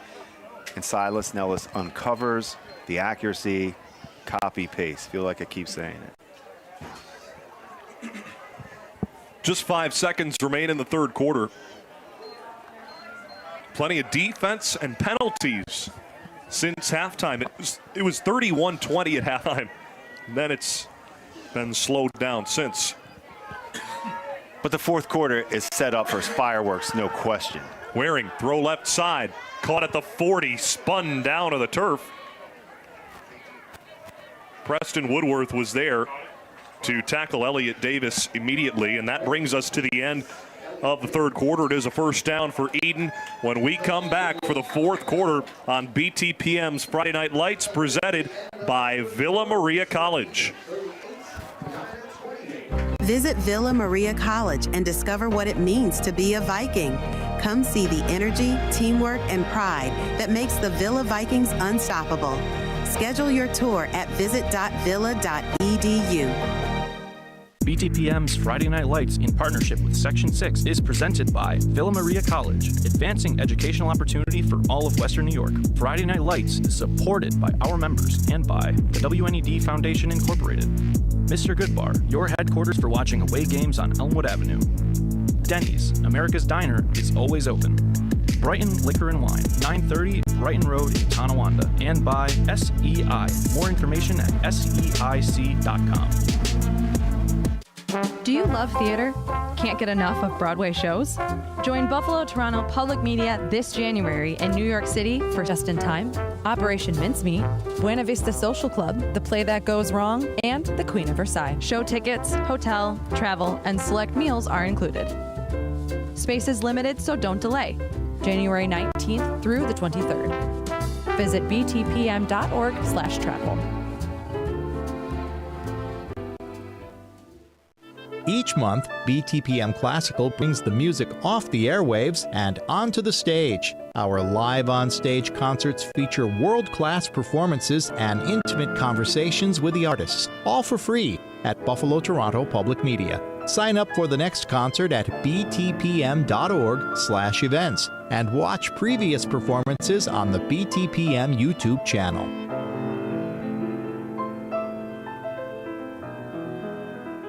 Friday Night Lights reaches parents, grandparents, and students. Your message can be seen and heard on radio, TV, apps, and social media. Discover what Friday Night Lights can do for your business. Call Bill Saurer at 716-845-7000.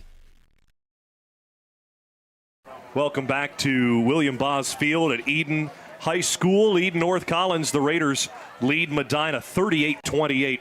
Welcome into the Villa Maria College broadcast booth. Jack Kreuzer and Jim Monis with you. It's been a terrific game so far as we get set to start the fourth quarter. Brady Waring in the offense on the field. 1st and 10 at the 40, and a flag will negate the start of the play. Another false start against Eden North Collins. Penalties have been adding up specifically since the start of the second half. Jim, why do you think that is? I've noticed what's happening is whether it's the clap or how they're doing their snap count with Brady in the center, but the receivers, once he's signaling a clap, seem to be jumping before that center is getting the shotgun snap going, and that's why their timing's off. But it's enough. I mean, you can't start every drive out that way. Now 1st and 15. More impressive that Eden scored a touchdown in that third quarter despite starting every set of downs behind the sticks, it seemed. 1st and 15 at the Medina 45. Waring dancing in the pocket, evades a couple tacklers, tucks the ball under his right arm. He gets hit from behind and is taken down. Avion Johnson put the hit on at first. He changed his jersey number at the end of that third quarter to number 59. He was wearing 42 before, and then the injury to the right tackle, Nate Serdell, called for Avion Johnson, Mr. Gadget guy it seems, to throw on number 59 and become a right tackle as well as his typical defensive end spot. He's the one that makes the play there, and a loss, or rather a gain of 3 yards for Brady Waring. Could have been much more. 2nd down and 12 for Eden North Collins at the 42. Waring in the gun and another false start. You're right, it's the receivers in the slot that are jumping the snap. This is strange for week 5 in the season for an offense that passes nearly every play. I'm shocked the timing is off right now. There's a glitch in the system almost. So that's how it feels right now. It's like every play in the second half, they're jumping, so they're off. There's just something off with their cadence. We added replay this week on our live stream on BTPM Create and BTPM YouTube. Director Brandon Rudd doing a great job calling that, and the replay crew with the BTPM booth downstairs. I feel like I'm in the Matrix a little bit tonight, though, because we haven't had a replay the first 4 weeks, and there hasn't been a glitch in our system, just down on the field. It's nice. It's fun to be able to see some of the times like who's cleaning up and some players we might not have caught. So the replay is really helpful. So be sure to catch that on BTPM's YouTube and BTPM Create on TV. 2nd down, 17 to go. Brady Waring under pressure, trying to rip the ball away is Zacchaeus Chin, and he nearly did. Chin with the sack for Medina. Oh, number 77 comes up big on 2nd and long. Big is right, because they were trying to take a kill shot down the sideline to Silas. They had a nice wheel route, good defense. It wasn't there. The pressure was all. It was dead from the start. They were never going to be able to get that pass off. Zacchaeus Chin, one of those kids that Coach Valley said through all that he is dealing with right now, he just wants to play football. And boy, does he show a lot of passion on the field. You can't help but root for a kid like that. No, it's been all night long for Chin, and that's a heavy heart when you hear those stories. And you don't ever want nobody should have to go through that. High school coaches, what they have to deal with that's another thing that people don't understand what they do as coaches. Third down, 25 to go for Eden North Collins after the sack on Waring. Dancing around, evades Frankie Stevens. Waring tucks it and runs up the near sideline, gets out of bounds across midfield at the 47-yard line. It'll bring up fourth down and long, but the Raiders enter Mustang territory, a little more palatable to go for it here. Oh, of course you got to go for that. But it was a beautiful job by Waring not to force the ball once again. And gains yards with his legs. He's just natural doing it. This a big moment. 9:30 to go in the fourth quarter. And wait a second. On comes the punt team. Now, watch for a fake. Waring is the punter. And this could be a chance to seal it. Up 10 points, 9.5 to go in the fourth quarter. Waring to punt. Colton Fletcher deep to receive for Medina. It's 4th and 17 at the Medina 47. Second-year head coach Charlie Karstedt, former Eden quarterback, decides to play the field position game in the fourth quarter. But before Eden North Collins can run this play, the officials have a conversation. Mike Ziglis had a long chat with the line judge on the far side. Could that be an indication of something? We shall see. Waring lined up to punt, standing at his own 44-yard line. They've got to get to the Medina 30. 4th and 17, and Waring drops back another couple of steps. Regular punt, high in the air. Colton Fletcher to field it at the 14. Jukes past Silas Nellis, then breaks another. And here goes Colton Fletcher down the near sideline, has a blocker on him. Woodworth shields away Waring, and Colton Fletcher returns the punt for a touchdown. 86 yards for Colton Fletcher, and the Medina Mustangs take advantage. What did we say from the start of this half with Colton Fletcher? The explosion is jumping off when he gets the ball. He made Silas Nellis miss badly in space. And I'm not sure Nellis wanted to make the tackle all the way. But what a great job to explode and just run away from defenders. He's tough, his vision. Colton Fletcher is putting on. He's not only a big play wideout, he's become just a big play, get the ball in his hands, both sides of the ball. This is now twice this year when you punt the ball to the other team's best player. This could be a result. I don't understand. You have the option to kick a ball out of bounds if you want.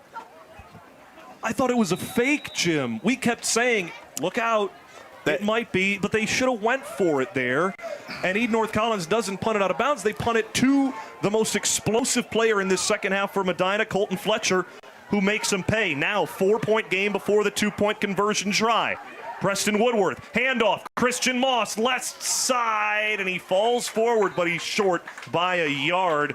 That's a big stop for the Eden North Collins defense to hold Medina to just 6 and not give them the extra 2 after the touchdown. 9:09 to go in the fourth quarter. 38 for Eden North Collins, 34 for Medina. It's always easy up here. We talk about it. Everybody knows the score after the game to say, should you've not punted the ball? Obviously, I never punted the ball. But theory is this with Waring. Take your shot downfield. Accurate with the most athletic receivers. Go ahead and take your shot.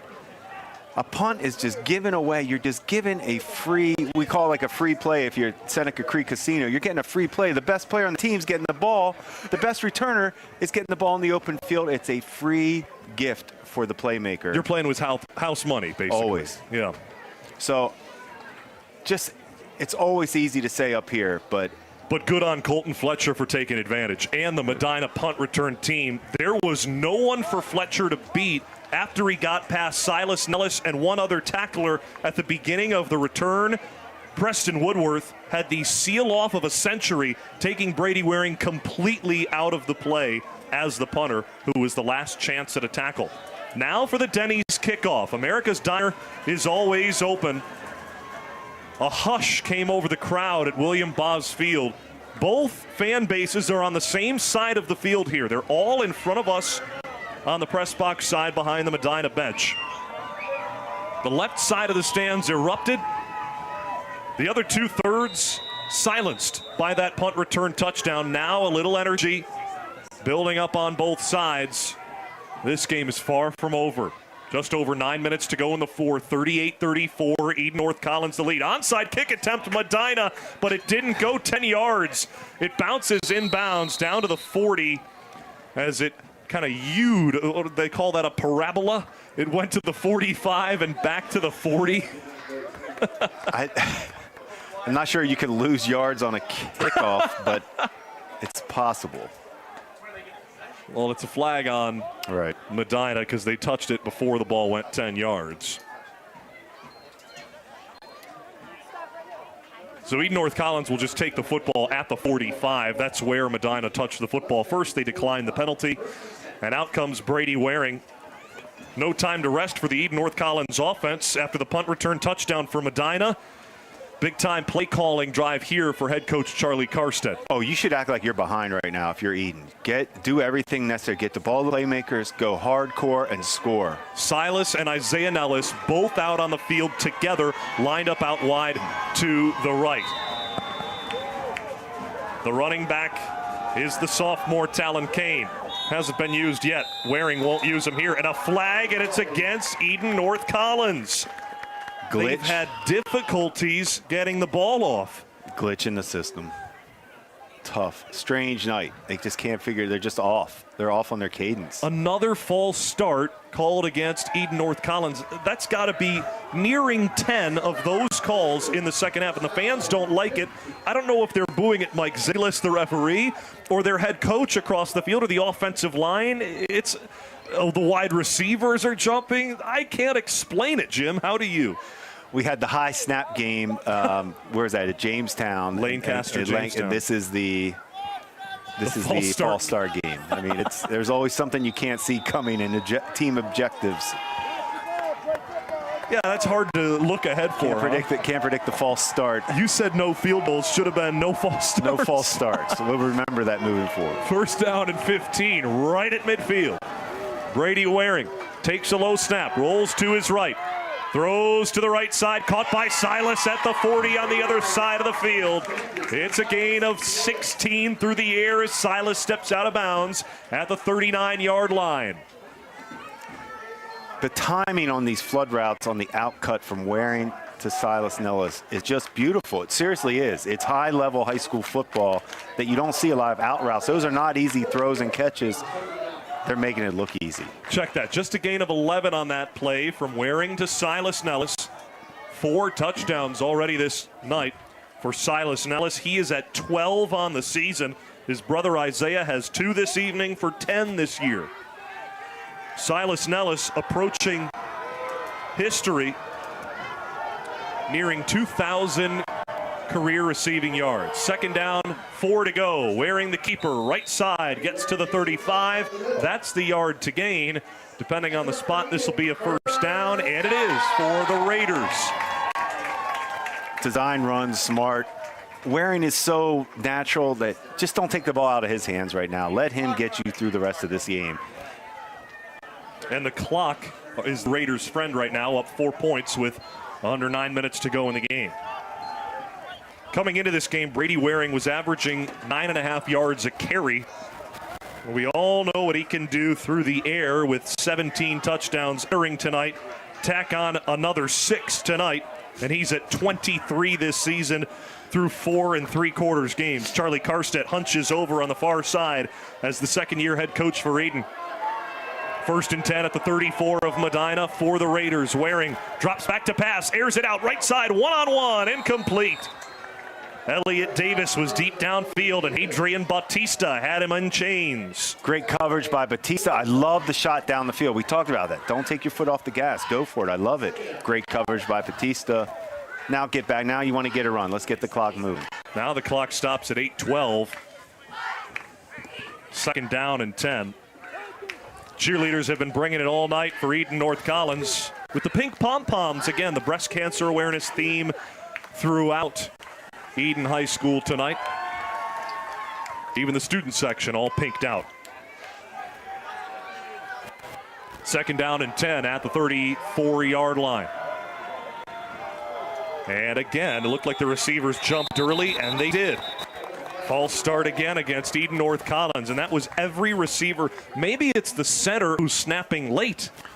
How about that? No, that's what I'm saying. The cadence is off between Brady, the center, and the receivers. There's just something, it really is a glitch in the system. I mean, it's whoever's computing. It must be Brady in the center. Blake Gernat, the center junior.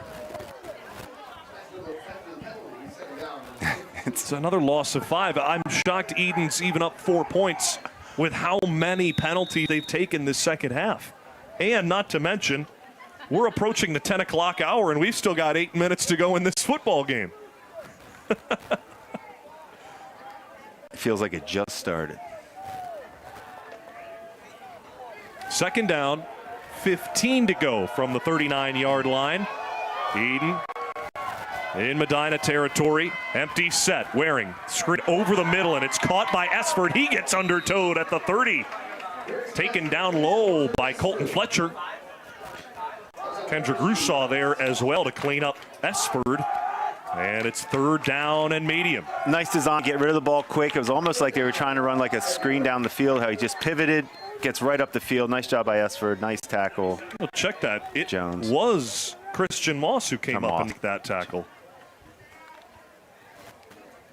Moss out there playing safety now, listed as an interior linebacker.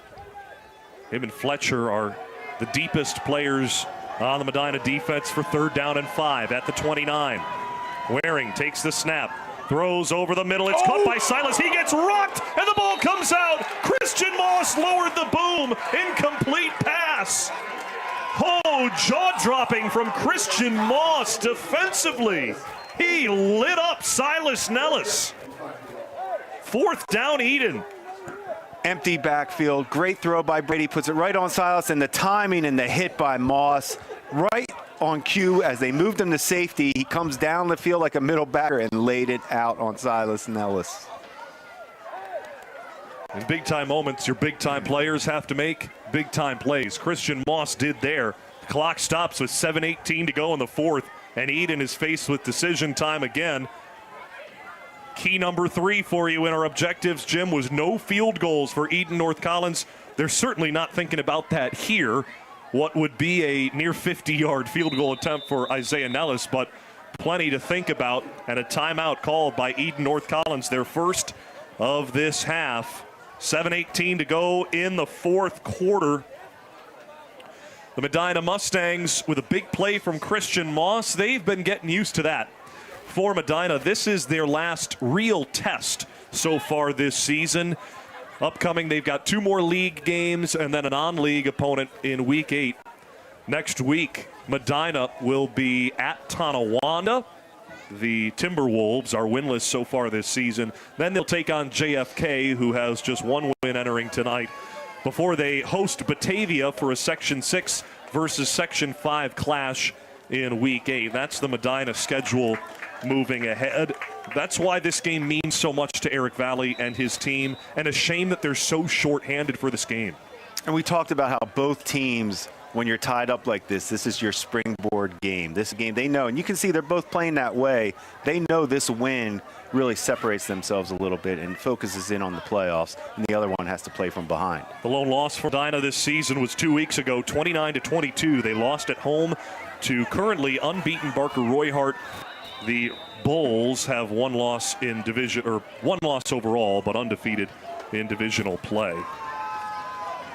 38-34, Eden North Collins, the lead over Medina, facing 4th down and 5. At the Medina 29, Waring in the gun. A running back on his left hip, 2 receivers to the left. Waring rolls that way, stands at the left hash, now feels the pressure, darts out to the right side, getting chased at the 30. He takes off upfield. He's got the first down and steps out of bounds at the 15. Brady Waring, takeover time, first down, and he keeps the drive alive. And what we talked about is keep the ball in Brady's hands. Let him guide you to this game. He didn't force it. He doesn't force the ball. He's comfortable. And they want it. They sprint him left. They do their same flood concept. It's not there. No force. Boom. Makes guys miss. Makes 2 guys miss. The defensive linemen need to take more flat pursuit when they're in pursuit like that. They were going more towards him on a bad angle. He can outrun them with his speed. The linebacker, Ryan Frentz, was the first to break through, and then Matthew Jacobs was giving chase as well. Brady Waring, much faster than the defense for Medina gave him credit for. 7:07 to go in the fourth. 1st and 10 for Eden North Collins, up 4 points.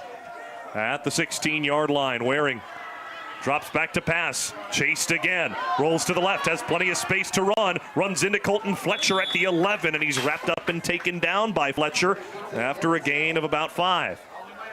That's okay if you're Eden. That's a perfect play. I mean, that's 5-6 yards, clock's moving, you run the ball, no forces, keep the ball in Brady's hands. I mean, you don't have to overthink this. He will guide you right now. Again, we're at this moment where either Eden scores and all but puts this game away, or Medina reaches into their bag of tricks and finds some magic. They need a big-time play if they want to host a postseason game. This game, because of the way the divisions are set up, the top 4 teams from C North and C South make the playoffs, and the 2 seeds host a quarterfinal game against the other division's 3 seed. These 2 teams battling for that 2nd seed in Class C North in Week 5.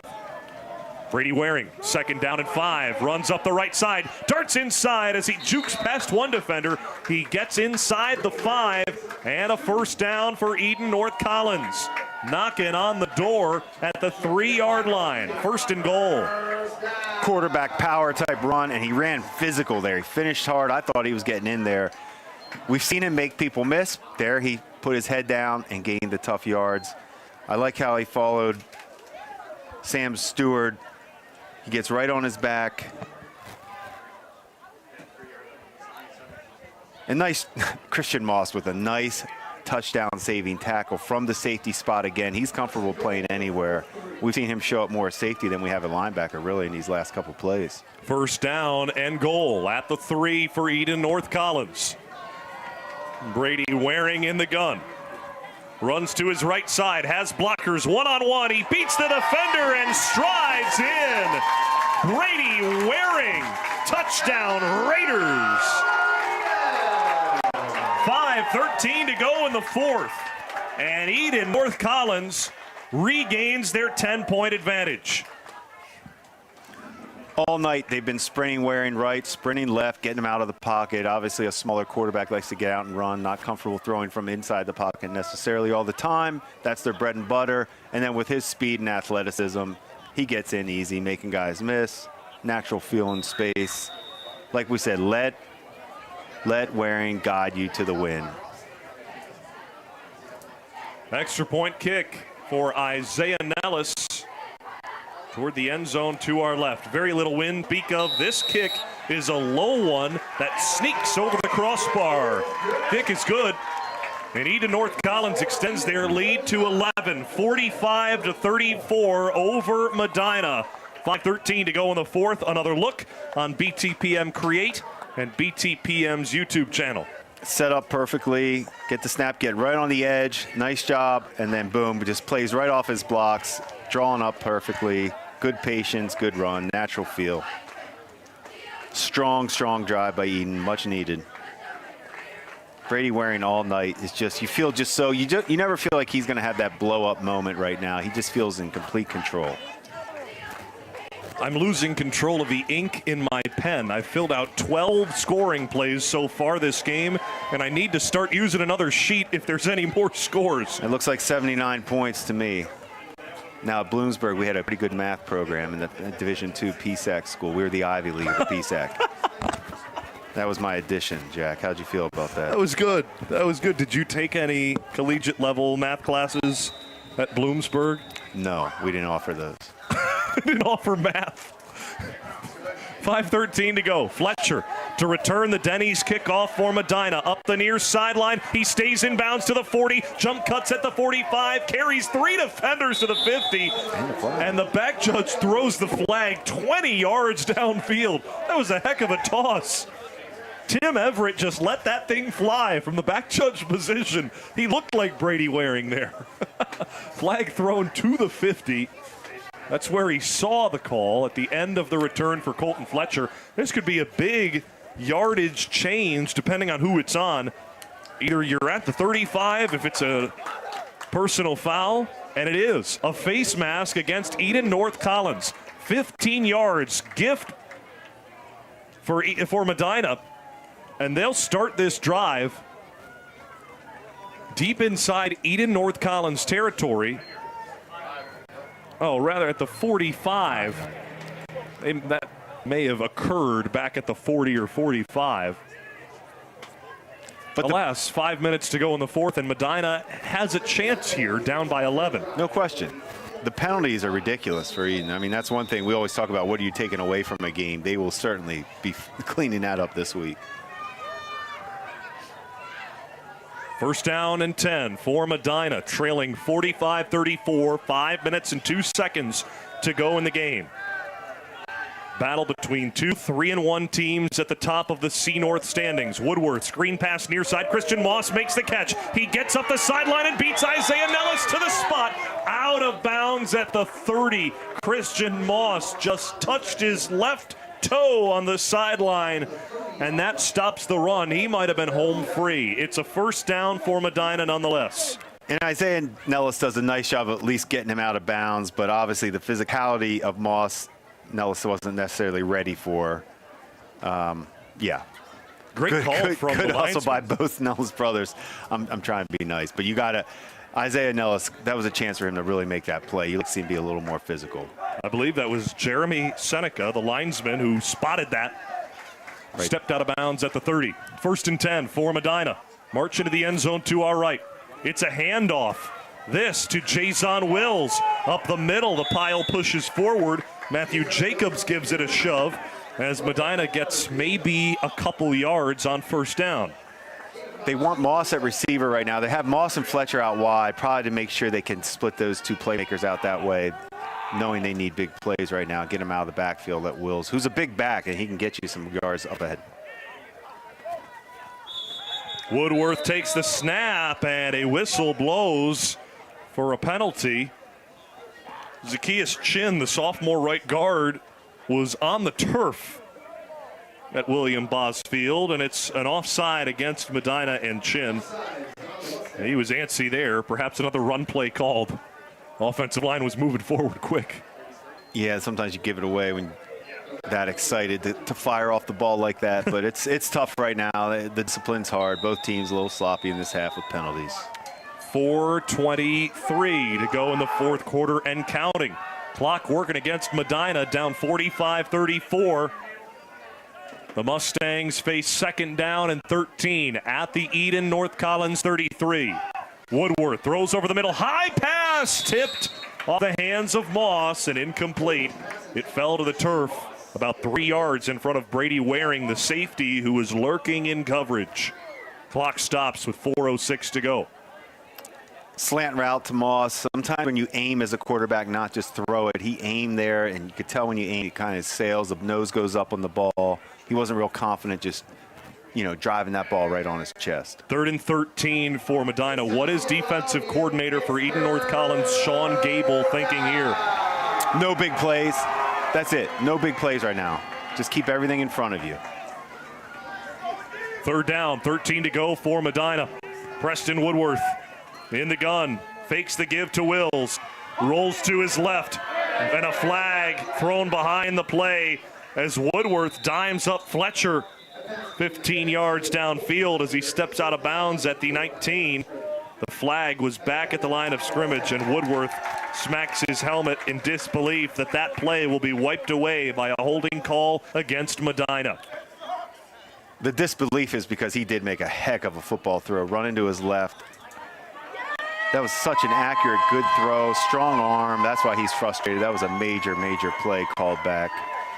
Hunter Esford is waving his arms, hyping up the crowd, along with Sam Stewart. The defensive players for Eden North Collins happy that a penalty is thrown against Medina, as it seems like Eden had been the one backing up the whole time. A welcome sight for the Raiders fan base. Jack, if you were keeping track of penalties and penalty yards tonight, you'd be even busier. Oh, and I would need another pen for sure. Maybe one of your hotel pens that you've got. That's why I use them. I don't think they ever run out of ink. Timeout called by Medina. Eric Valley is now all the way in the middle of the field.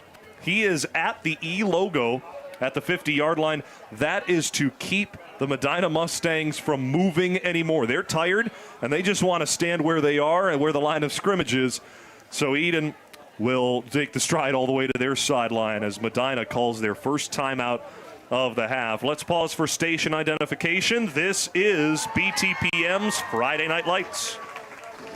This is Braden Klinger from Lancaster. You're listening to Friday Night Lights on BTPM, NPR, WBFO, and WBFO HD1 Buffalo. WBJ Jamestown, WOLN Olean, a service of Buffalo Toronto Public Media. 3:48 to go in the fourth quarter. 45-34. Eden North Collins leads Medina. The Mustangs just took their first timeout of the second half in this battle between two 3-1 teams battling for the second spot in the C North Division. Jack Kreuzer and Jim Monis with you on BTPM's Friday Night Lights, a service of Buffalo Toronto Public Media. Big play for Medina. Third down, 23 to go at the 43 of Eden. Low snap, Woodworth scoops it up, throws left side, high in the air, and it's too high for Fletcher. Incomplete. The pass 10 yards downfield, the ball even higher than that. Tough play, he was open. Fletcher, the ball sailed at him again. Woodworth, I apologize, he was looking for Fletcher, but yeah, he sailed it again. We talked about Woodworth's accuracy. That can be it can spray the ball sometimes. Fletcher wanted that. He wasn't happy. He got a little shot after the play from, I believe, Isaiah Nellis. But Fletcher has certainly put himself in the same. He's been as important to Medina as Christian Moss has as far as carrying this offense. I mean, he is every bit the playmaker. Fletcher has been the best playmaker in the second half, no doubt, for Medina. For sure. I'm trying to see what's going on right now. I don't see a flag, but we're not moving. Everyone's looking at Mike Ziglis behind the line of scrimmage. Did we? Okay. Eric Valley wanted to take the timeout, and he did. He had a long conversation with the official. So let that the play clock wind down. And then get the timeout. Fair enough. All fair. Eric Valley, 18-year head coach. That's a veteran move for a team that is really, really tired after playing this whole game. And they're playing pretty much everyone two ways. They're dealing with injury. They're dealing with players absent at this game with completely valid reasons. But everyone is tired that you see on your screen on BTPM Create and BTPM's YouTube channel.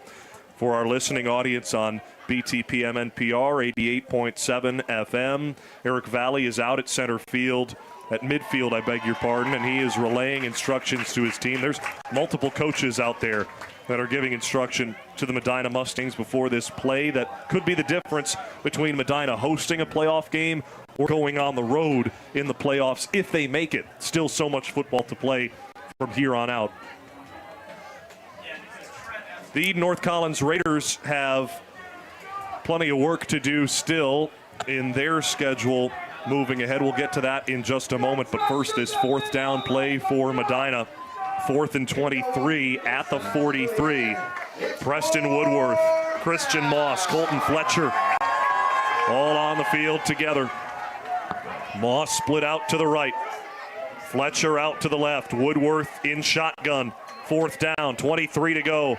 Under pressure, Woodworth rolls to his left, and a flag is thrown at the line of scrimmage. Play downfield is incomplete as Trent Blaz came in and he got held. Blaz did a great job coming off on a blitz or some type of caught them off guard, and they had to hold him to prevent him from blowing up the play. Nice timing by Blaz. It's a holding call against Medina, but head coach Charlie Karstedt can decline that, accept the result of the play, which was an incomplete pass. That's what Mike Ziglis relays to us. So Eden North Collins takes the football over at their own 44-yard line. A big-time stop for the Eden North Collins defense after Medina started to gain some momentum. The last two drives, Brady Waring's 3-yard rushing touchdown to cap a long drive for the Raiders. And then this defensive stop, despite some chunk plays for the Mustangs.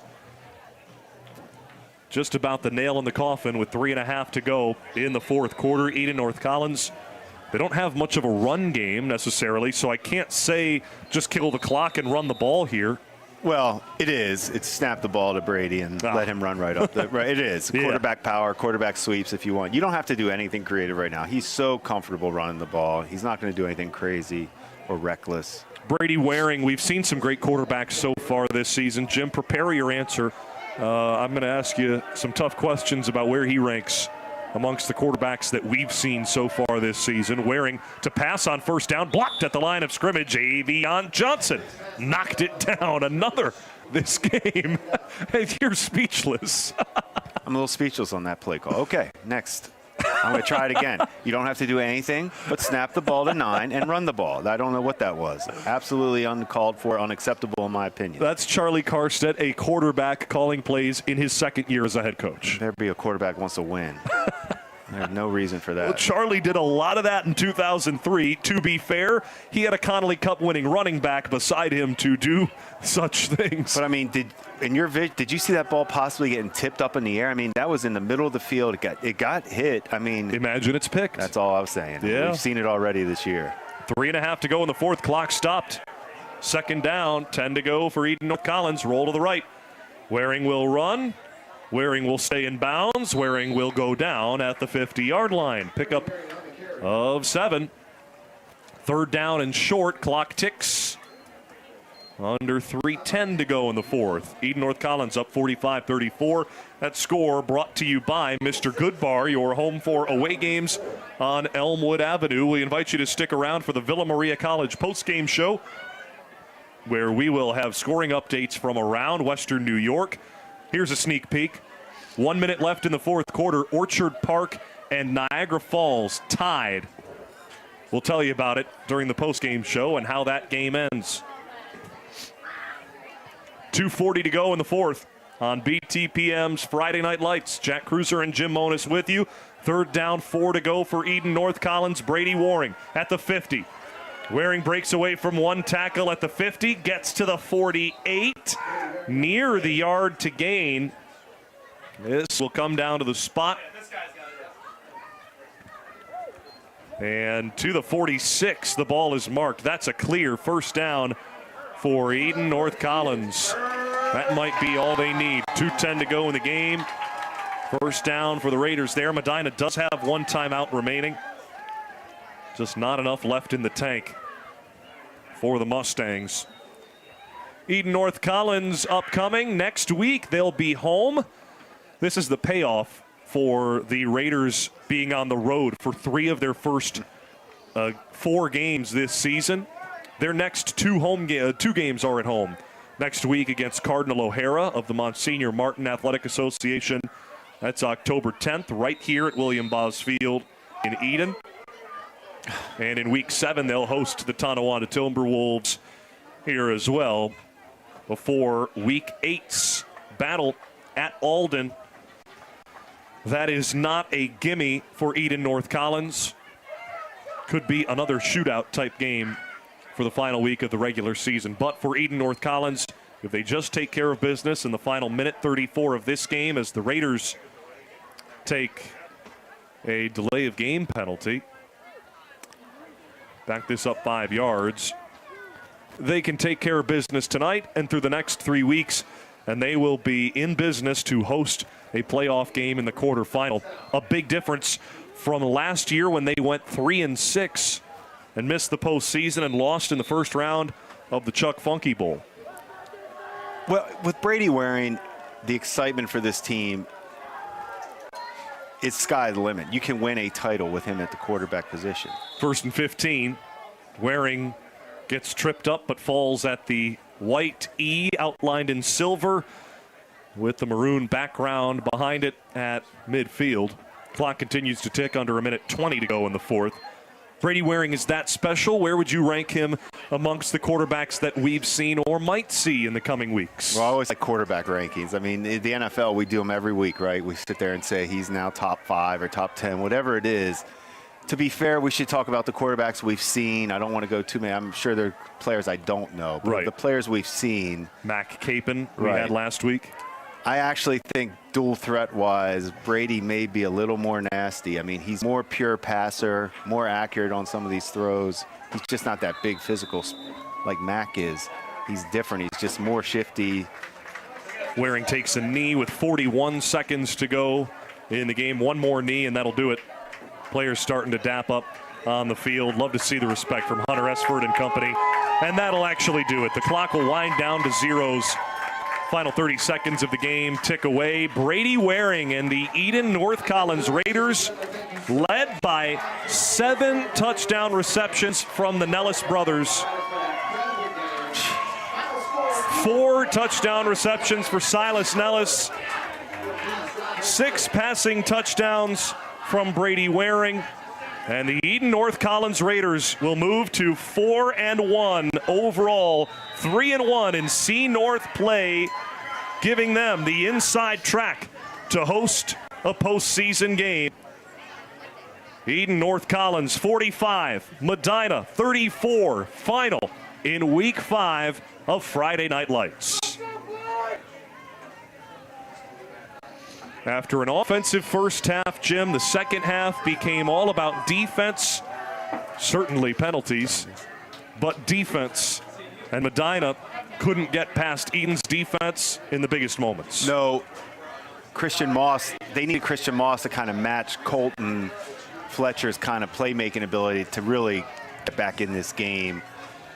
It was just too hard. Eden just started, once you get up 2 scores in this game, that's like up 3 scores. I mean, crazy when you can't stop anybody. So Eden took advantage where Medina they weren't able to keep up in that middle part, that middle 8 we talk about right at halftime there. That's where Eden kind of separated themselves. 45-34 the final. Eden North Collins defeats Medina at home.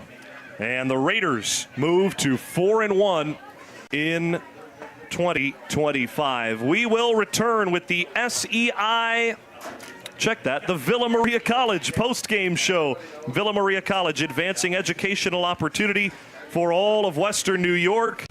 We'll have highlights and a look back at the first half, around Western New York, final scores, and so much more. And, of course, a conversation with our MVP tonight. After this on BTPM's Friday Night Lights. Visit Villa Maria College and discover what it means to be a Viking. Come see the energy, teamwork, and pride that makes the Villa Vikings unstoppable. Schedule your tour at visit.villa.edu. BTPM's Friday Night Lights, in partnership with Section 6, is presented by Villa Maria College, advancing educational opportunity for all of Western New York. Friday Night Lights is supported by our members and by the WNED Foundation Incorporated. Mr. Goodbar, your headquarters for watching away games on Elmwood Avenue. Denny's, America's Diner, is always open. Brighton Liquor and Wine, 930 Brighton Road in Tonawanda. And by SEI. More information at SEIC.com. I want to talk to you about the monstrous mythological salamander from antiquity. What does that have to do with civics? Bear with me. Hey people, Corey here with Compact Civics. In 1812, Massachusetts Governor Elbridge Gerry and his party, the Democratic Republicans, hated the other party, the Federalists. Back then, voting districts were determined by the boundaries of a county. Gerry and his buddies took advantage of a loophole that gave them the power to draw up new district lines in favor of their party. The Federalists mocked the most egregious district by illustrating it as a monstrous salamander and tossed Gerry's name on it, and thus gerrymandering was born. This practice became wildly popular throughout history. It undermines voter power and impedes democracy by cherry-picking voters for a desired outcome. Thankfully, it was challenged in 2023 in New York State, and lines had to be redrawn. Next time, we'll talk about how gerrymandering makes representation unfair and directly impacts you. Support for Buffalo Toronto Public Media's Friday Night Lights comes from our members and from your local Denny's. America's Diner is always open. Denny's salutes Section 6 student athletes, serving you with 18 locations throughout the region. Final score from William Bos Field, 45-34. Eden North Collins defeats Medina. Welcome inside to the Villa Maria College post-game show. Villa Maria College, advancing educational opportunity for all of Western New York. Jack Kreuzer and Jim Monis with you on the Villa Maria College post-game show. Eden North Collins comes away with the win. They were up 31-20 at halftime, and in the big moments in the second half, the Raiders found a way. Every time. And it's always Brady Waring. He's never going to put you in bad positions. He doesn't get out of control. He doesn't force balls. He doesn't fumble. Just love the way he played. He's in complete control. That's what you want from your franchise quarterback. For Silas Nellis, 4 receiving touchdowns tonight. He's at 12 on the young season. Is it young anymore? 5 weeks in. Who cares? He's terrific, and he's got 12 touchdowns to show for it now. It's the route running, the hands that make you miss after the catch. Just explosive, complete receiver. Well, if there's anyone that stands out to you, Jim, that we won't talk to, we'll certainly get a chance to talk to the winning quarterback, Brady Waring, and the head coach, Charlie Karstedt, for Eden North Collins. Who was an unsung MVP for you tonight for Eden North Collins? We like the way 18 played. Ernest Hunter Esford. Hunter Esford. I'm sorry. I knew I was going to mess that name up. He is an earnest player. But I like the way he played tonight. He made some nice plays for Eden on plays you weren't sure about. On defense, offense, subtle plays, good role player. All right, we will step aside on the Villa Maria College post-game show. When we return, I'll join Charlie Karstedt and Brady Waring for Eden North Collins. Stick with us. After this, again, Eden North Collins victorious over Medina. Support for Friday Night Lights comes from our members and from SEI. SEI proudly supports the WNED Foundation, connecting communities through the Friday Night Lights tradition. More information at SEIC.com. What if your spare change could help protect the public media you love? When you link your Visa or MasterCard at btpm.roundforgood.com, your everyday purchases are rounded up to the nearest dollar. At the end of the month, that change becomes one simple donation to Buffalo Toronto Public Media, fueling public media and strengthening our community. One cup of coffee, one grocery run, one roundup at a time. You're in control. Pause or cancel anytime. It's simple. It adds up. Small change, big impact. She said this, well, he said that. The truth will come out. Wondering what the buzz is? What's the hot goss? Whatever it is, we're talking about it on Group Chat, your weekly connection to the unpredictable, weird, and wonderful world of pop culture, from film, theater to food, blockbusters, and beyond. Every week with Tiffany Bentley and her revolving panel of pop culture enthusiasts. Listen to Group Chat on Fridays at 10 a.m. and Saturdays at noon on BTPM NPR. I'm very excited. Do you love theater? Can't get enough of Broadway shows? Join Buffalo Toronto Public Media this January in New York City for Just in Time, Operation Mincemeat, Buena Vista Social Club, The Play That Goes Wrong, and The Queen of Versailles. Show tickets, hotel, travel, and select meals are included. Space is limited, so don't delay. January 19th through the 23rd. Visit btpm.org/travel. Hey, football fans, check out the USA Wheelchair Football League Tournament, presented by Buffalo Toronto Public Media.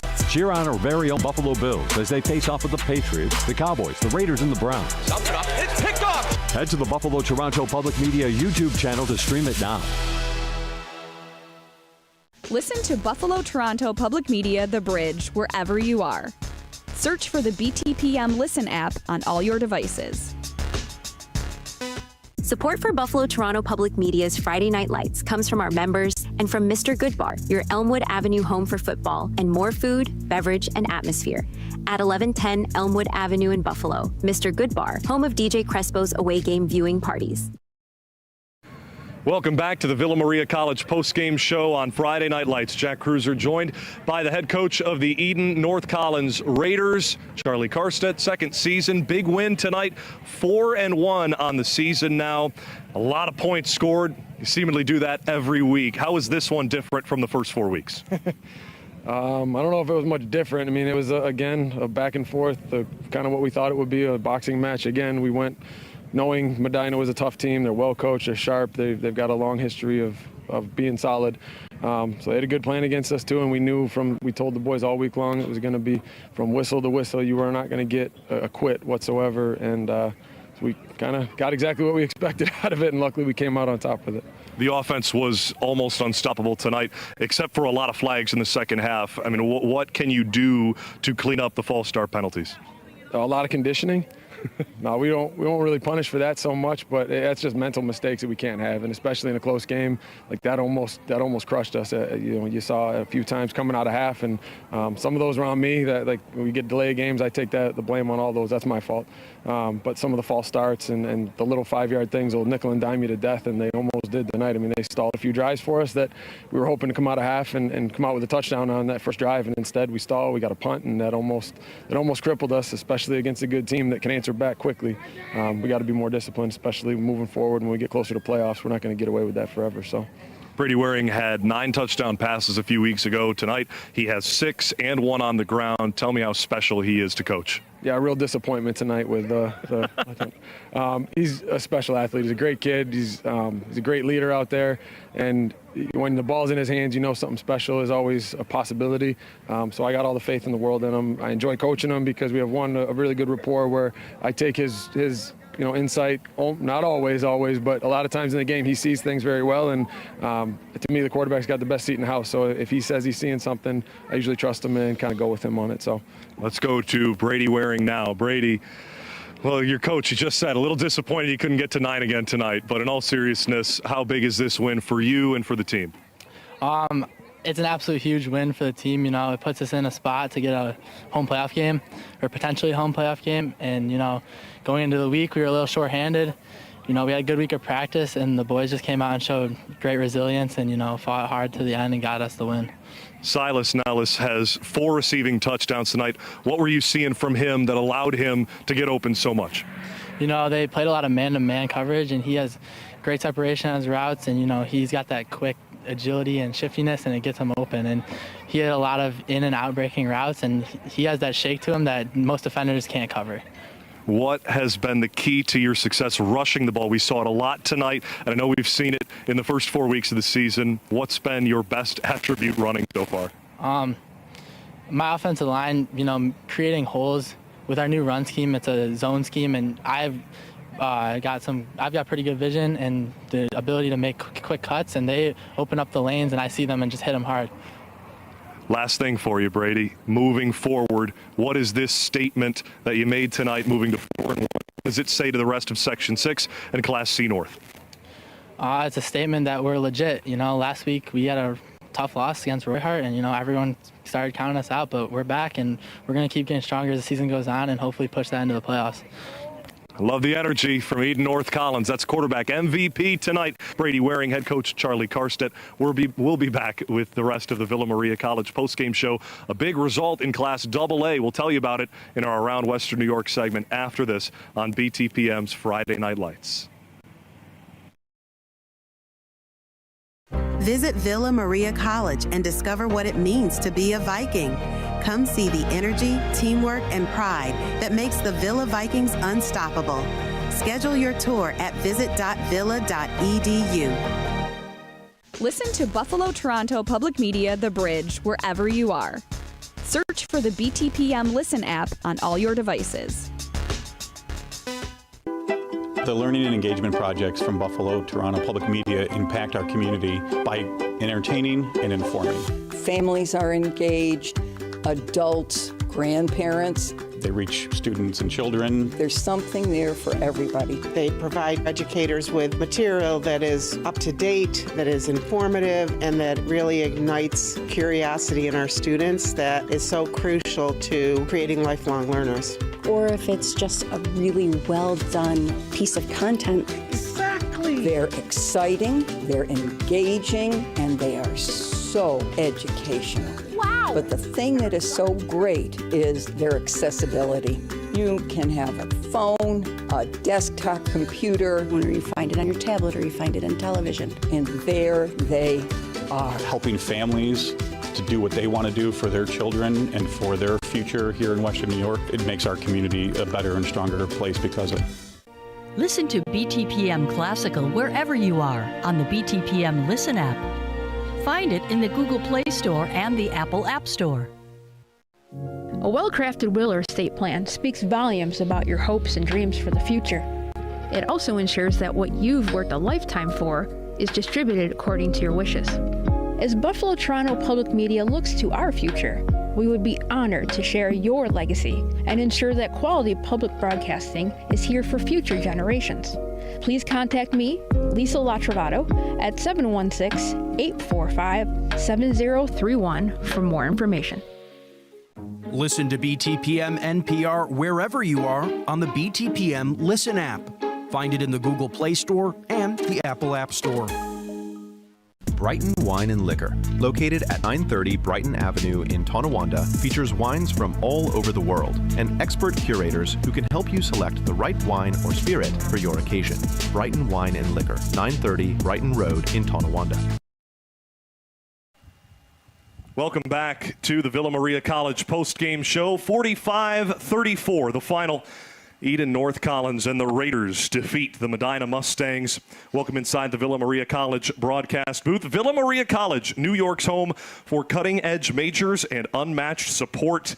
Great conversation we just had with Charlie Karstedt and with Brady Waring. But let's get right to our Around Western New York scoring updates presented by the Buffalo and Erie County Public Library. Profoundly Public.